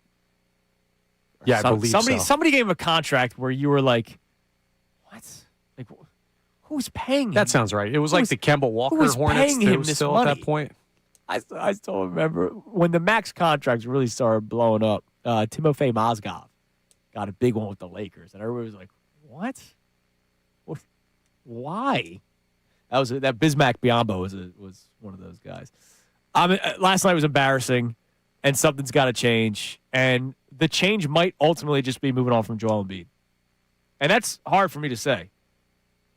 But it's Tyrese Maxey, VJ Edgecombe, their team moving forward, which we've talked about. Embiid plays at such a high level when healthy, but then you go through spells like this. And it's the roll of the dice of whether or not he's going to be healthy come playoff time, which is why I don't want him traded, because you never know. You never know when it might click because he's so freaking good. But what does it do for you when he's out half the time and your team changes? I get it. Last night was even worse because you were missing multiple players. But, man, we're talking about Quentin Grimes is a big part of this team. He scores 2 points. 2 points. We ripped Tobias Harris for it. Why not rip Quentin Grimes for it? Come on. I'm just saying. Because Tobias Harris was on a max contract. Stop it. Yeah, and Quentin Grimes is supposed to be a big part of their future. No, stop. Comparing what Quentin Grimes is supposed to be. 5 shots, bro. Dude. Like, he took 5 total field goals yesterday. I know. I'm not saying he had a good game. Comparing him to Tobias Harris is, come on. No, one of the things with Tobias Harris was when guys were out, you expected other people to step up. He was a starter. And he was a max contract player. Started yesterday. Okay, he was forced into. I just like the way they talk about him. It's like Otto Kemp for me. Like, okay, liking the player doesn't mean you have to change your opinion to say, oh, well, they say that, so he should be Tobias Harris max I'm contract angry guy today. now. All right, let me cook. I'm upset today. By the way, congratulations to Jeff Borkowski from Ambler, one of our latest qualifiers. We're playing Finish the Lyric One Hit Wonder edition, where we are playing a song in segment, and then you have to text the next couple of lyrics to 610-632-0975, and then one lucky person will be qualified for the Sixers Bulls tickets and the spot and knockout. We also have the $50 gift card to Rita's to give away. Let's give another one now so that we can announce the qualifier at the end of this segment. So what do we got next, Connor? All right, stop, collaborate and listen. I sit back with my brand new invention. Something grabs a hold of me tightly, flow like a harpoon daily and nightly. Will it ever stop? Yo, I don't know. Turn off the lights. You mean that was a one-hit wonder? You didn't have a whole album? Name another song by Vanilla Ice. All right. Text next couple of lyrics to 610-632-0975, and we will select one lucky winner to be a qualifier for the Sixers tickets. We've been doing this all show long. It's been that one. Just need the next 2 words. I don't need the whole rest of the verse because I know people are gonna. Some people know it. Just they need the next 2 do. words. All right. Real quick before we get into the Sixers thing, would you ever pay $30 for a scratch-off ticket? How much is the main payout? $1 million, I think. Yeah, I mean, if it's going to give me better odds than just like the $1 or the $5 scratchies, then sure. I feel like that's burning money, but not for somebody in Mayfair. Channel 6 ABC had the story this morning. A resident in Mayfair won $1 million on a $30 scratch-off ticket. It was sold at Captain's Choice off Frankfurt and Longshore Avenue. It's a seafood shop. They get $5,000. So congratulations to the great people at Captain's Choice. But $1 million goes to a Mayfair resident buying a $30 scratch-off ticket. Hey, good deal, man. Yeah, it worked out for him. Can't all be so lucky. All right, what is success for the Sixers this year? Because do you even have a bar anymore? Like, do you have they need to do this anymore? I don't think I ever had one to begin with. I mean, you used to. Did I? No, I'm not saying this year. I'm saying like in the past. No, like, I'm just saying this season. I don't think I ever had one. Yeah, like we were going into it living it one day at a time. Oh, they won 24 games last year. Yeah, but the goal wasn't, all right, just win 25. No, I know. I'm just saying, like, it was a wait. No, I get it. It was a wait and see game. I don't think we did not do a show on expectations. I know when I was out, you guys, the over-under came out for their win total. I think it was, like 49.5 or something like that? 45.5. Was it? All right, and one of our listeners, I remember, sent in his ticket that he jumped on it immediately. They are 33-28. It's going to be a tough road to get there. Play what? That's they got 21 more 61 games. They could maybe get there. Yeah, it's going to be tight. Embiid plays. I think it's a good line. They could maybe get there. What are your expectations for the Sixers, if you even have any at this point? Because they're going to be in the playoffs. I still think they are not a play-in team. They're a game up or half a game up with the Magic right now for that first play-in spot. The Sixers are the 6th seed. They're 2 games back of the Raptors. If not for this 2-game losing streak, they'd be ahead of the Raptors because the Raptors have been losing basketball games. But again, same old with Joel Embiid. I still think they're a playoff team. And if they're a 5 seed or a 6 seed, that means they're locked in. Like, you don't have to do the play-in. Like, they get a couple days rest. It's great. But are we even expecting much? Or are we just happy that they're there? No, we'll just see what happens. And we're not happy that they're there. That's the thing. I'm not going to tell anybody, be happy the Sixers made the postseason. You still have, like, 2 incredible max contract players. Yeah. And another guy who's talented, even though people don't love the Paul George contract. Like, making the playoffs is not happy to be here for the Sixers. But you can't expect anything more than that based on the problems we know about this team. So it's just, hey, we'll see what happens. Enjoy them for what they are. Whatever happens, happens. Yeah. It's just a bummer because, like, there was a stretch of time this season where you're like, they're putting this together. Sure. To what extent? Well, to the extent of what Joel Embiid's health is. Like, where did you ever let your ceiling get with this team? What was the highest you let the ceiling get with this team? That they'd be dangerous. That's my ceiling. Okay. I would not say NBA Finals. Hell, I wouldn't even say they're getting to the Eastern Conference Finals. Just that they'd be dangerous. If they're the 5 seed, they play the Cavs. I believe, when healthy, they can win that series. If they're the 6th seed, as it stands today, they play the Knicks. I don't feel so good about that series. So then why is it a bummer? It's a bummer because this is my life. Oh, okay, but if you never let the ceiling get higher than that, why is it they're doing what you expected them to do? So what are we bummed out but my about? expectations are based off of the reality of the injuries, right? And one day I would like to be surprised. You know what I mean? Like, one day I would like to come home to the nice cooked meal. I get home first, so I'm the one that does cooking. One day I would like to come home and be like, wow, that smells really good. Okay, well, then you need to do something for me, though. Right? You could be like, hey, I'd be pleasantly surprised, but if you're going to accept expectations, you got to be willing to live with that result. And not, man, I wish I would have gotten the surprise. Because then you should have set the expectations higher. Go for what you want. But if you're going to tell me throughout the year, Yeah, they're not going to go to the conference finals. They're not going to win the finals. Well, then this goes to the Embiid thing. This is the all for naught. Like, what is this all for? Like, that's what it comes down to, and it's hard. Like, I'm having an identity crisis right now when it comes to the Sixers. Like, I'm being honest with you. I can tell. You know me. I am going down with the ship. I'm playing the violin, man. You know what I mean? Like, I'm the sad old man that's spooning the old lady in the bed as the water's coming up. We could have picked different people on the boat, but okay. That's one of the sadder parts of the Titanic. You know what I mean? Like, it is. It's a sad moment. These two lovely old couples about to drown, and they want to stay together. That's beautiful and better sad. Than the guy that fell and hit the propeller. Yes, it is. But that's me with the Sixers right now and Joel Embiid. You know, they get to the playoffs, and let's say they play another hard-fought series with the Knicks like they did just a couple of years ago. I can't be like, hard-fought series, man. We're not there anymore. We've surpassed that. I'm having an identity crisis with this team. Wait, point of information. Who's spooning who here? I would imagine I'm the little spoon. Yeah. Just a guess. All right, what do we got on the text line? 5 best minutes of Shefty comes up in a little bit. Earlier today was What's the Market For interview with Adam Schefter, where we talked about a lot of the players that are currently on the Eagles that are hitting the open market free agent-wise, and where they could go if the Eagles have interest in them, what they might pay, and also the obligatory update on A.J. Brown. What do we got on the text line? Eric from Alden checks in and says, at this rate, get what you can get for the entire team. Keep Tyrese and VJ. Darryl has shown enough that he can draft pretty well. It's keeping the talent he has a problem with when he gets trigger-happy with deals.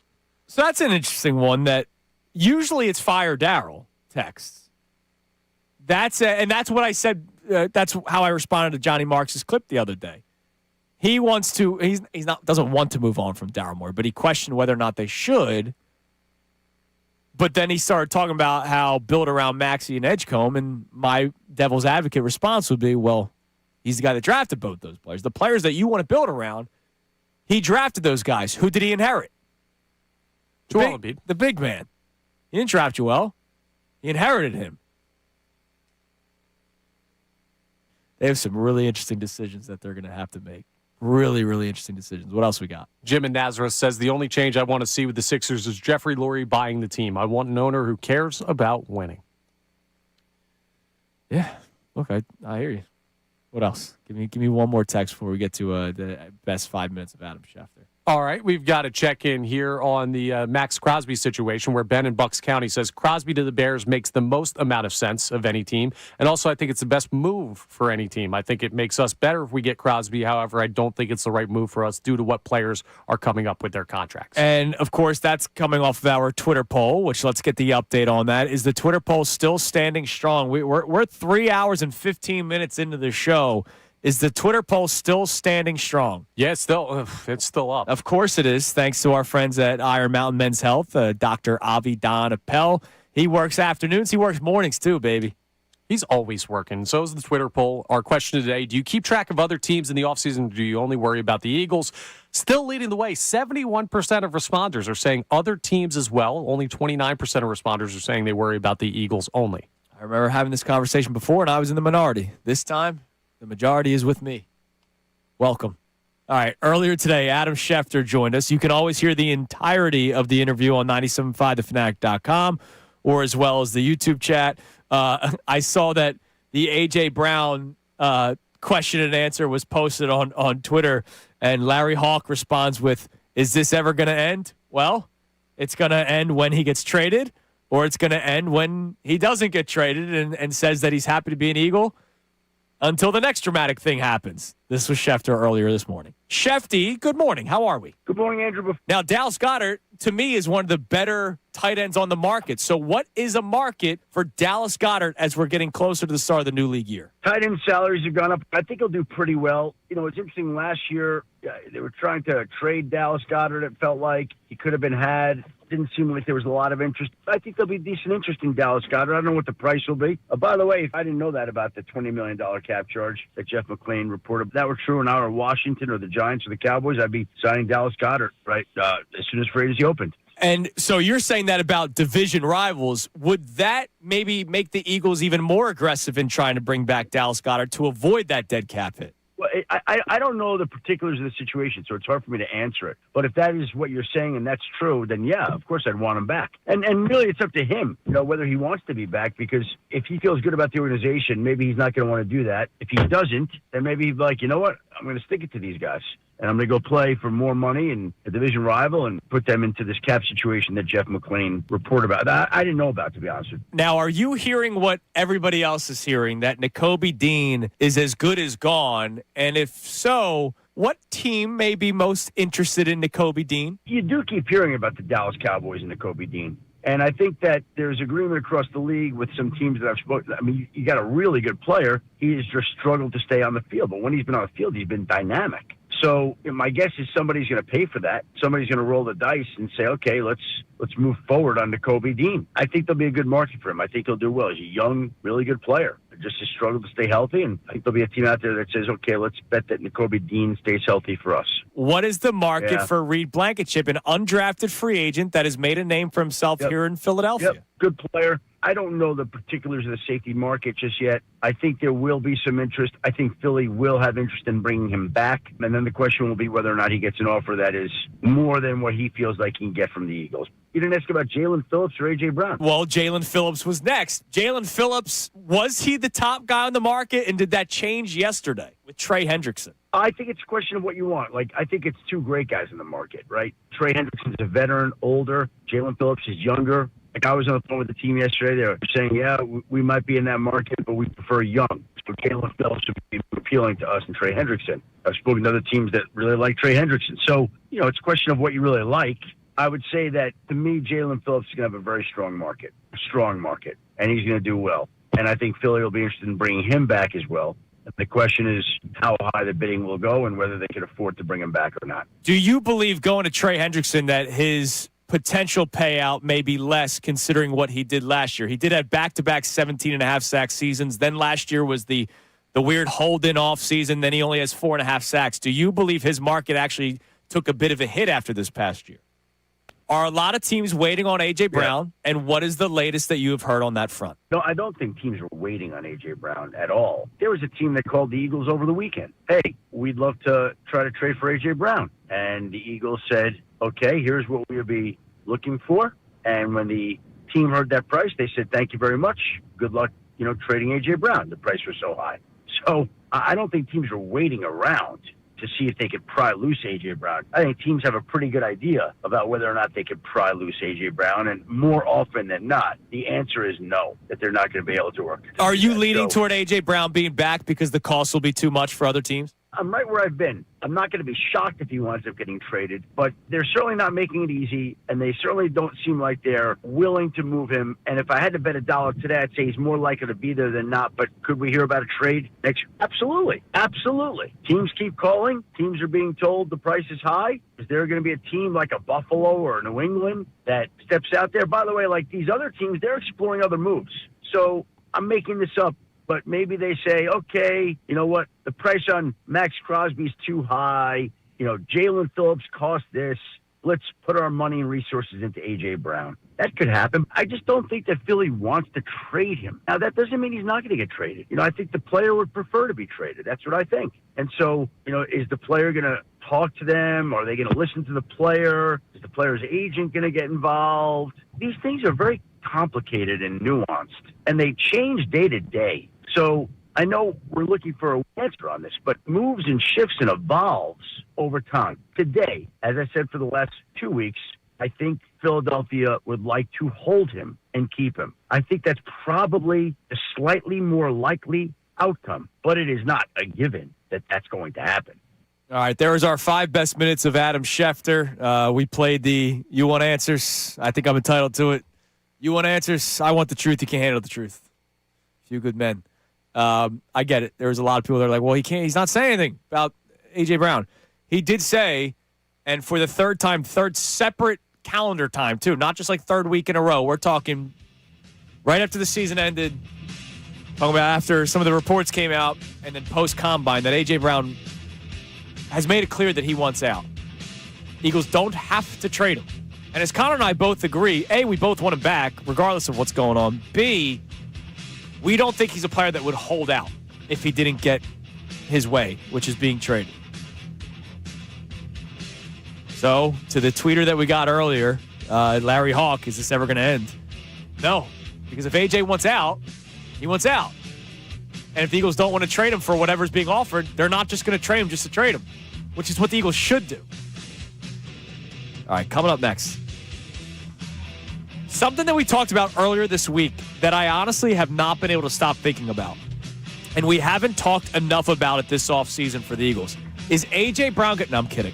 It's about a different position group with the Eagles that we have not really talked about at all. And I think we should. It's Kincade Salciunas, 97.5, The Fanatic. All right, tonight, hang out with me for the last time until April comes around, right before the season ends for the Sixers, the regular season, that is. Hanging out with you tonight, McCloskey's Tavern in Ardmore, PA, with my friends at Corona. I'll be there 6:30 to 8:30 for our Corona Sixers pregame party, getting you ready for tip-off against the Jazz. All right? Please. Regardless of who's playing tonight, it's the Jazz. They are trying to lose.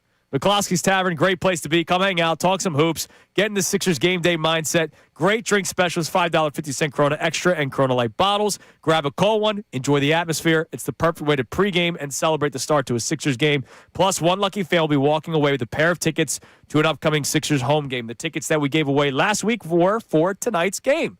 So, congratulations to you. She's going to the Sixers game with one of her friends. That's wonderful. Don't miss it. Tonight, 6:30 to 8:30, McCloskey's Tavern in Ardmore, the Corona Fanatic Sixers pregame party. I'll see you there. Must be 21. Please drink responsibly. Now, on 97.5, The Fanatic Sports Update. Sixers get smoked by San Antonio. I'm Connor Thomas, and it was a blowout loss to the Spurs for the Sixers last night, 131-91. 8 San Antonio players scored in double figures. And to make matters worse, VJ Edgecombe took a tough fall during the second quarter. He did not return. Back soreness is what the Sixers are calling it. Hopefully not anything major, but the Sixers have to move on quickly. They'll host the Jazz tonight at 7:30 live on 97.5. The Fanatic is where you can hear that game, and we'll keep you updated if Edgecombe will be available or any of the Sixers who missed last night's game. With the new league year beginning on Monday in the NFL, still a lot of buzz about what the Eagles could do with A.J. Brown. Jeff Mosher of Inside the Birds joined Middays with Marks yesterday, talked about what a potential trade market could be. Howie's really good at identifying players who are coming up toward the end of a rookie deal. So I could see a situation where it's a pick and a player. So I think that everything's on the table. It's just who's going to come with the best offer. We'll keep you updated as that situation continues to develop. Flyers are off tonight, but they've got the trade deadline on Friday, so we'll keep an eye on what they could possibly do. Phil's lost to the Rays 3-1 yesterday in spring training. They'll play Team Canada in an exhibition today at 1:05. This update's brought to you by AAA Tire and Auto Service. Get your car ready for your spring adventures this month at your local AAA Tire and Auto Service location. Buy 3 select tires and get 1 free. Offer ends March 31st. See store for details. I'm Connor Thomas for the home of the Sixers, Flyers, and Union, 97.5 The Fanatic and the Fanatic app. When I leave this place, what do? I get more of it with Middays with Marks from 10 to 2 every single day on 97.5 The Fanatic and the Fanatic app. Is your home ready for the warmer days ahead? Need a reliable expert to help with your household projects? Turn to our team of preferred pros. Our trusted professionals are ready to handle all your home improvement needs, from roofing and air conditioning to junk removal, with quality, reliable service. Spruce up your home today with preferred pros. Is your AC unit ready for the warmer weather? Ace Hardware Home Services can make sure you beat the heat. Schedule your $99 maintenance visit today at acehardwarehomeservices.com.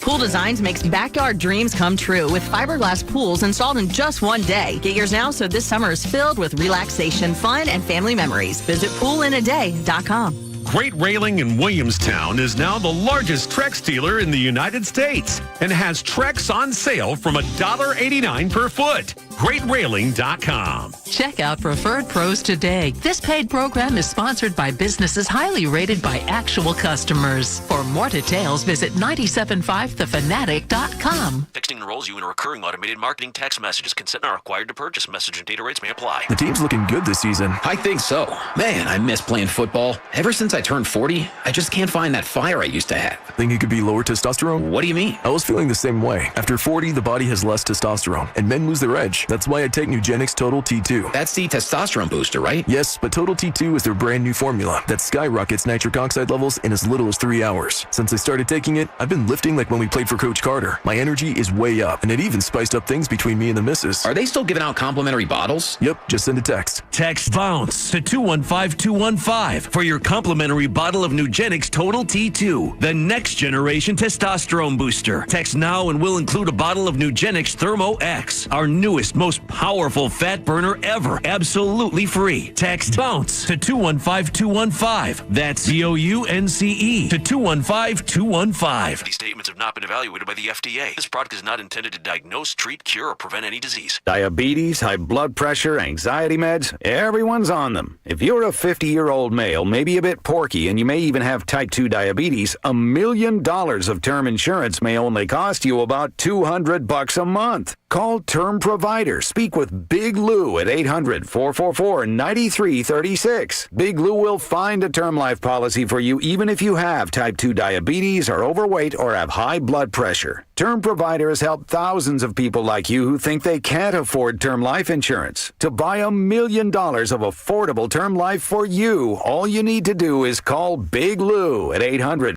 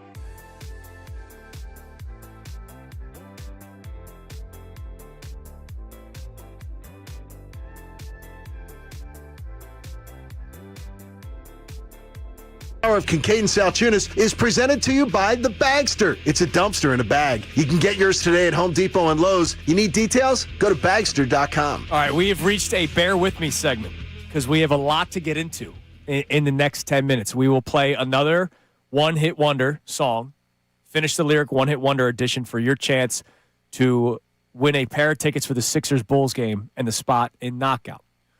I have a story of what just took place in the hallway. I have a text from a buddy of mine, Jay, who has chimed in about the seeing other players come to town conversation, and I'm curious where you stand on a player that he mentioned. We have an update AJ Brown report, but before we do all of that, I got to pay off the tease, baby. That's show business. So going into the break, I told you that there has been a talking point on my mind since we touched on it earlier this week, but we didn't really expand on the conversation because it was just sort of in the middle of the conversation.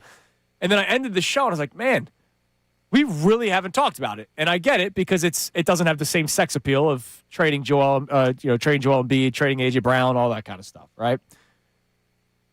What do the Eagles do with the second cornerback spot this offseason?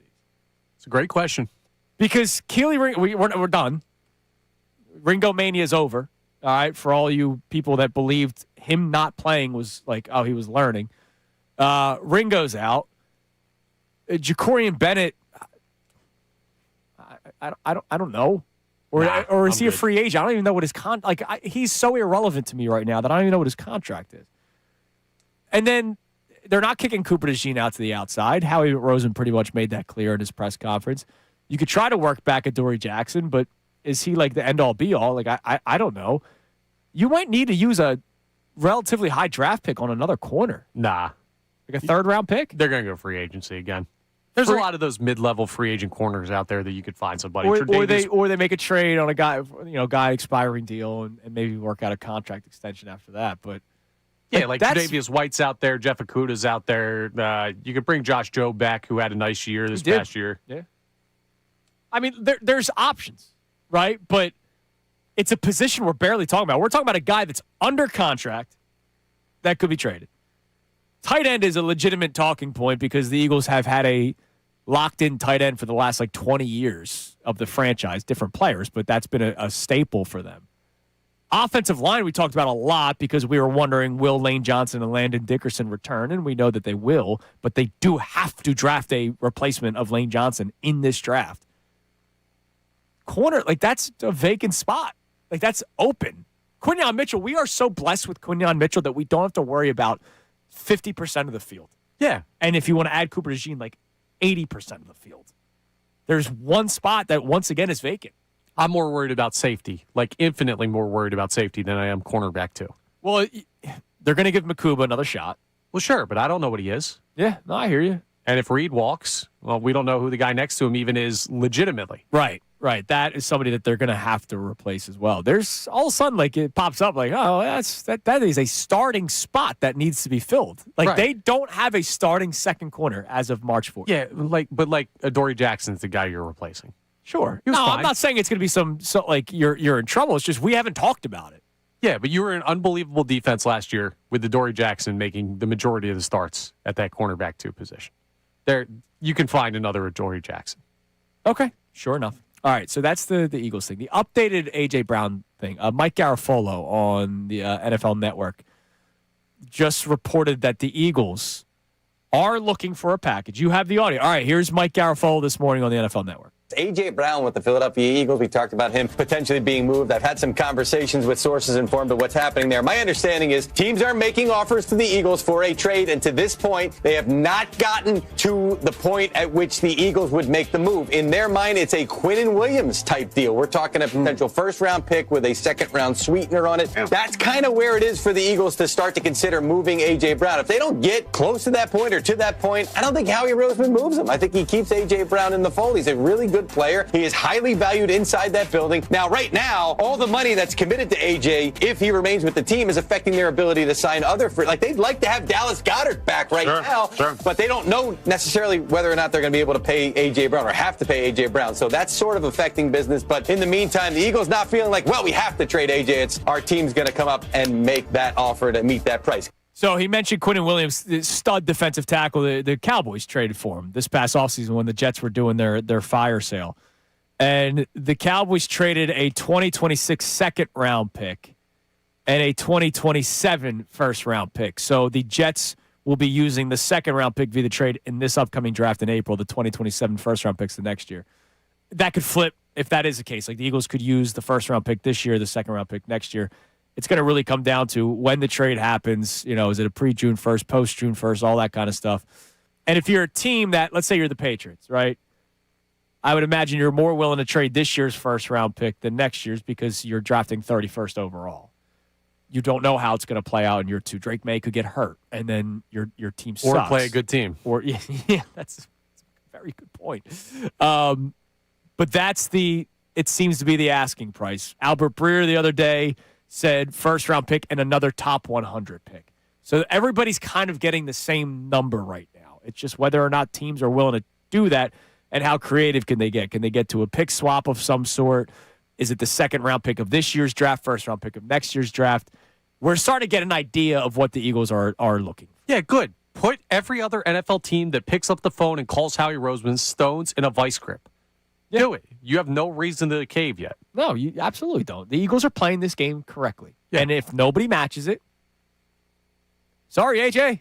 Sorry that you're upset. Welcome back. And guess what? You're welcoming back not to a team that's in the middle of purgatory. You're welcoming back to a team that could compete for a Super Bowl. With a window open. And you know what? Some of us, arms wide open. I'm here, man. I'll give you a big hug, AJ. I want you back. You can blame it all on me. I don't care. I want you back. We just hit like 4 different songs right there. Damn right. Speaking of, give me one more. This will be the last one of the day. We'll announce our Rita's gift card winner next segment and the Sixers winner. 2 separate winners. $50 gift card to Rita's Water Ice. It's going to be warm next week. Looking forward to that. And also the Sixers Bulls March 25th knockout day. Give us one more song. This is Finish the Lyric One Hit Wonder edition. Not the title, not the singer. Just the lyrics. I'll let you pick. You can pick country, you can pick pop punk, or you can pick rap. We've not had it. Well, unless you believe Vanilla Ice is rap. Vanilla Ice is rap. Let's go rap. I don't think country hits many people, so let's go rap. This is how we do it. It's Friday night, and I feel alright. Hey, easy. I'm not saying the words. Easy. I'm not saying the words. Text in the next couple of lyrics to 610-632-0975. And if you're one of the people that are right, you might be in the running for the Rita's Water Ice gift card and then the Sixers ticket. All right. I got a text from my buddy Jay, who I've known back since the days of high school. He sent in a name that he and his family bought tickets for to go see, even though he did not play for the Phillies. And I know, I only represent the Phillies. Ken Griffey Jr. Oh, yeah. Absolutely. Like, yes, you want to see Ken Griffey Jr. And, yeah, if Ken Griffey Jr. hits a triple-decker home run, you're probably going to go, wow, that was cool, even though you want the Phillies to win and you don't want them to play well. Now, let me throw this one by you because a lot of people did this. And I understood why, but then I hated what happened afterward. He brought up when Chase Utley, you are the man, came back with the Dodgers. And a lot of Phillies fans bought tickets just to go see Chase Utley with the Dodgers. And then Chase Utley hits a home run and gets a standing ovation from Phillies fans, which I was disgusted by. Talked about it on the air. I understand people were saying, well, there was nothing else to cheer for. The Phillies stink. I don't care. He doesn't play for the Phillies. I was anti-cheering for Chase Utley hitting a home run against the Phillies for the Dodgers. Where do you stand when it comes to seeing a former player that we love? Chase Utley, yeah, all right, he's a Hall of Famer. Will be a Hall of Famer. But, I don't think Chase Utley is compared to, Albert Pujols, right? Nobody's saying he's a legend of the game. You said you would go see Barry Bonds. Is Chase Utley or a player of note that exits one of your teams coming back, and it's not a Ben Simmons boo game, he's coming back on good terms? Yeah, I'm all the way in on that. You're fine with that. That's our guy. Someone who will always be our guy. Like Chase Utley, we just talked about him yesterday. He was our third vote getter for most Philly athlete of all time. Yes, I'm totally fine with that, and I'm fine with the cheering of the home run. I had no issue You were with that. fine with the cheering of the home run. Yeah. I was out. Hated it. It wasn't a playoff game. Were the Phils going to make the playoffs that year? No, but you're Mr. I don't want my team to get negatively impacted. By other guys. It's Chase Utley. You could see how that's different. Come on. I hate it. All right, let me ask you one more question. You're at the game. You did not go to the game for this person or for this reason. Josh Beckett's about to throw a no-hitter. Do you want to see it? Hell yeah. Absolutely. Not the World Series game, because that's different. No. I know we had a caller, I forget his name, it was a while ago, that said he actually started to root for it because he was able to say, I saw history. No. Remember, that was like 2 weeks ago. I do remember. He was like, it got to a point where he wanted to see it because he was able to see history. But a regular season game, opposing teams no-hitting your squad, are you rooting for it? 100%. Even if it's a playoff year? Yeah, dude. It's a no-hitter. Interesting. It's special. See, your rules change. No, they don't change. Your rules seem to change. This is not that complicated. All right, last qualifier. Good job by Terrence Giddings. Awesome name. I love Terrence Giddings. Terrence Giddings is our final qualifier. We will announce the winner of the $50 gift card in the next segment to Rita's. Also, the winner of the Sixers-Bulls tickets and the spot and knockout. So that comes your way next. Also, I never hide the fact that I'm weird. You know that. I am open. I am me. Am I psychotic? Because I did something yesterday morning that I forgot to bring up on the air. And I wonder how people feel about it. It's Kincade and Salciunas, Johnny out, 97.5 The Fanatic. The Flyers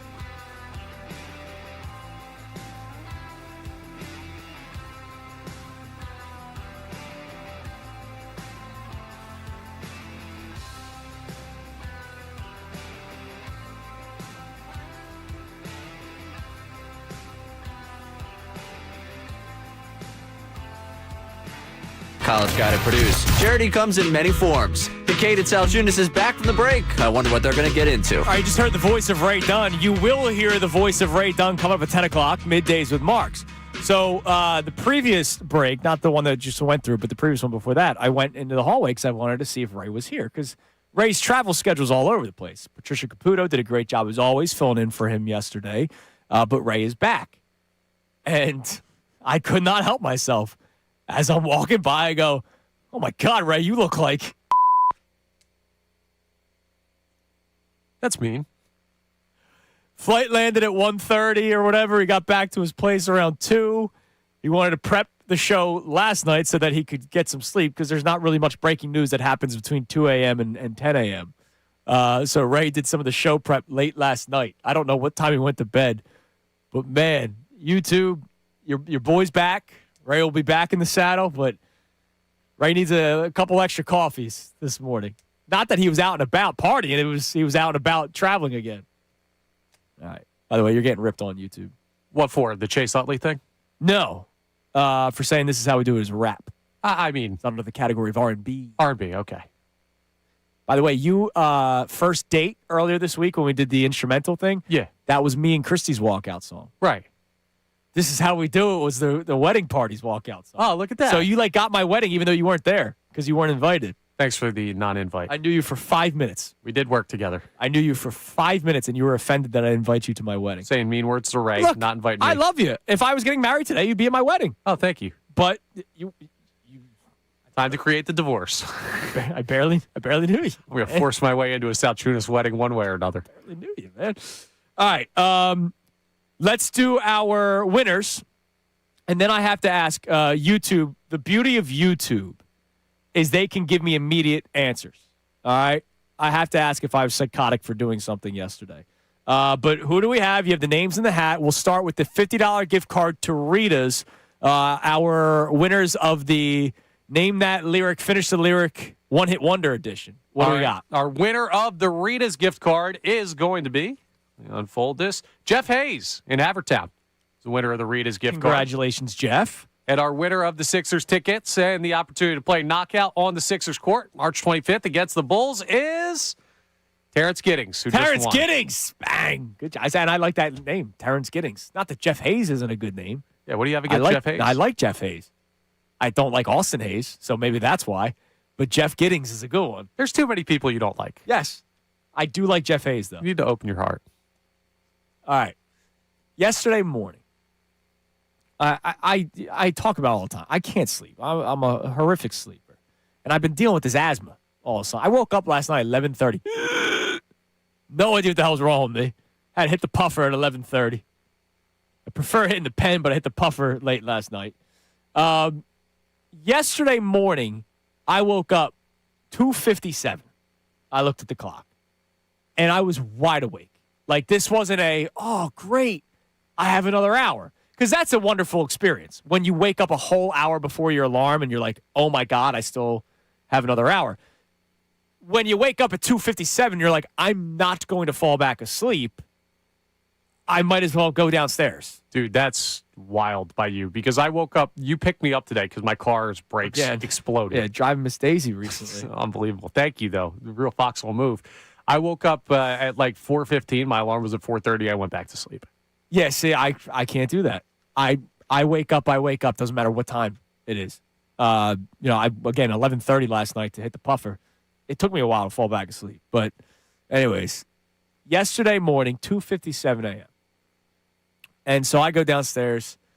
The coffee's not even brewing yet because I have it set for 3:30. So I had to hit the button. I wait for some of it to brew. And I have the cup of coffee. And I go, what do I do? Like I'm not driving to work and getting into this office that I live here at practically earlier, right? I'm not going to do that. So I have time. My son is asleep. My wife is asleep.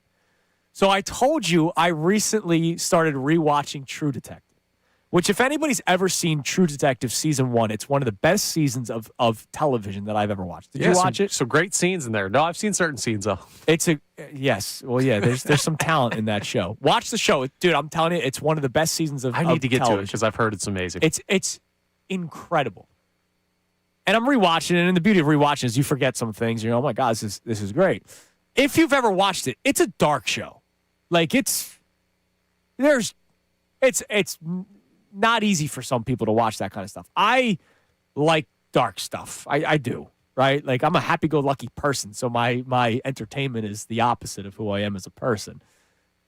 And it is 3:15 in the morning, and I'm starting my day with the final episode of season 1 of True Detective, which is dark. Is that a psychotic way to start a day? I don't think so. I think you're fine. Like, I didn't watch SportsCenter and get my sports fix. I didn't get up and watch, like, the Office bloopers to, like, let me start my day off happy and laughing. Like, no, I'm going to watch a really dark episode of television to start my day at, like, 3:15 in the morning once the coffee brewed. I think it's weird you're doing it at 3:15 instead of going back to sleep, but I other could than that, not I think fall you're fine. back asleep. Oh, what am I going to do, lay and stare at the ceiling fan? Yeah, that's fair. Like, I might as well do something. Now, WP is wondering, coffee. He goes coffee at 3:30 a.m. Yikes. What do you think I do? What do you think I do at 4?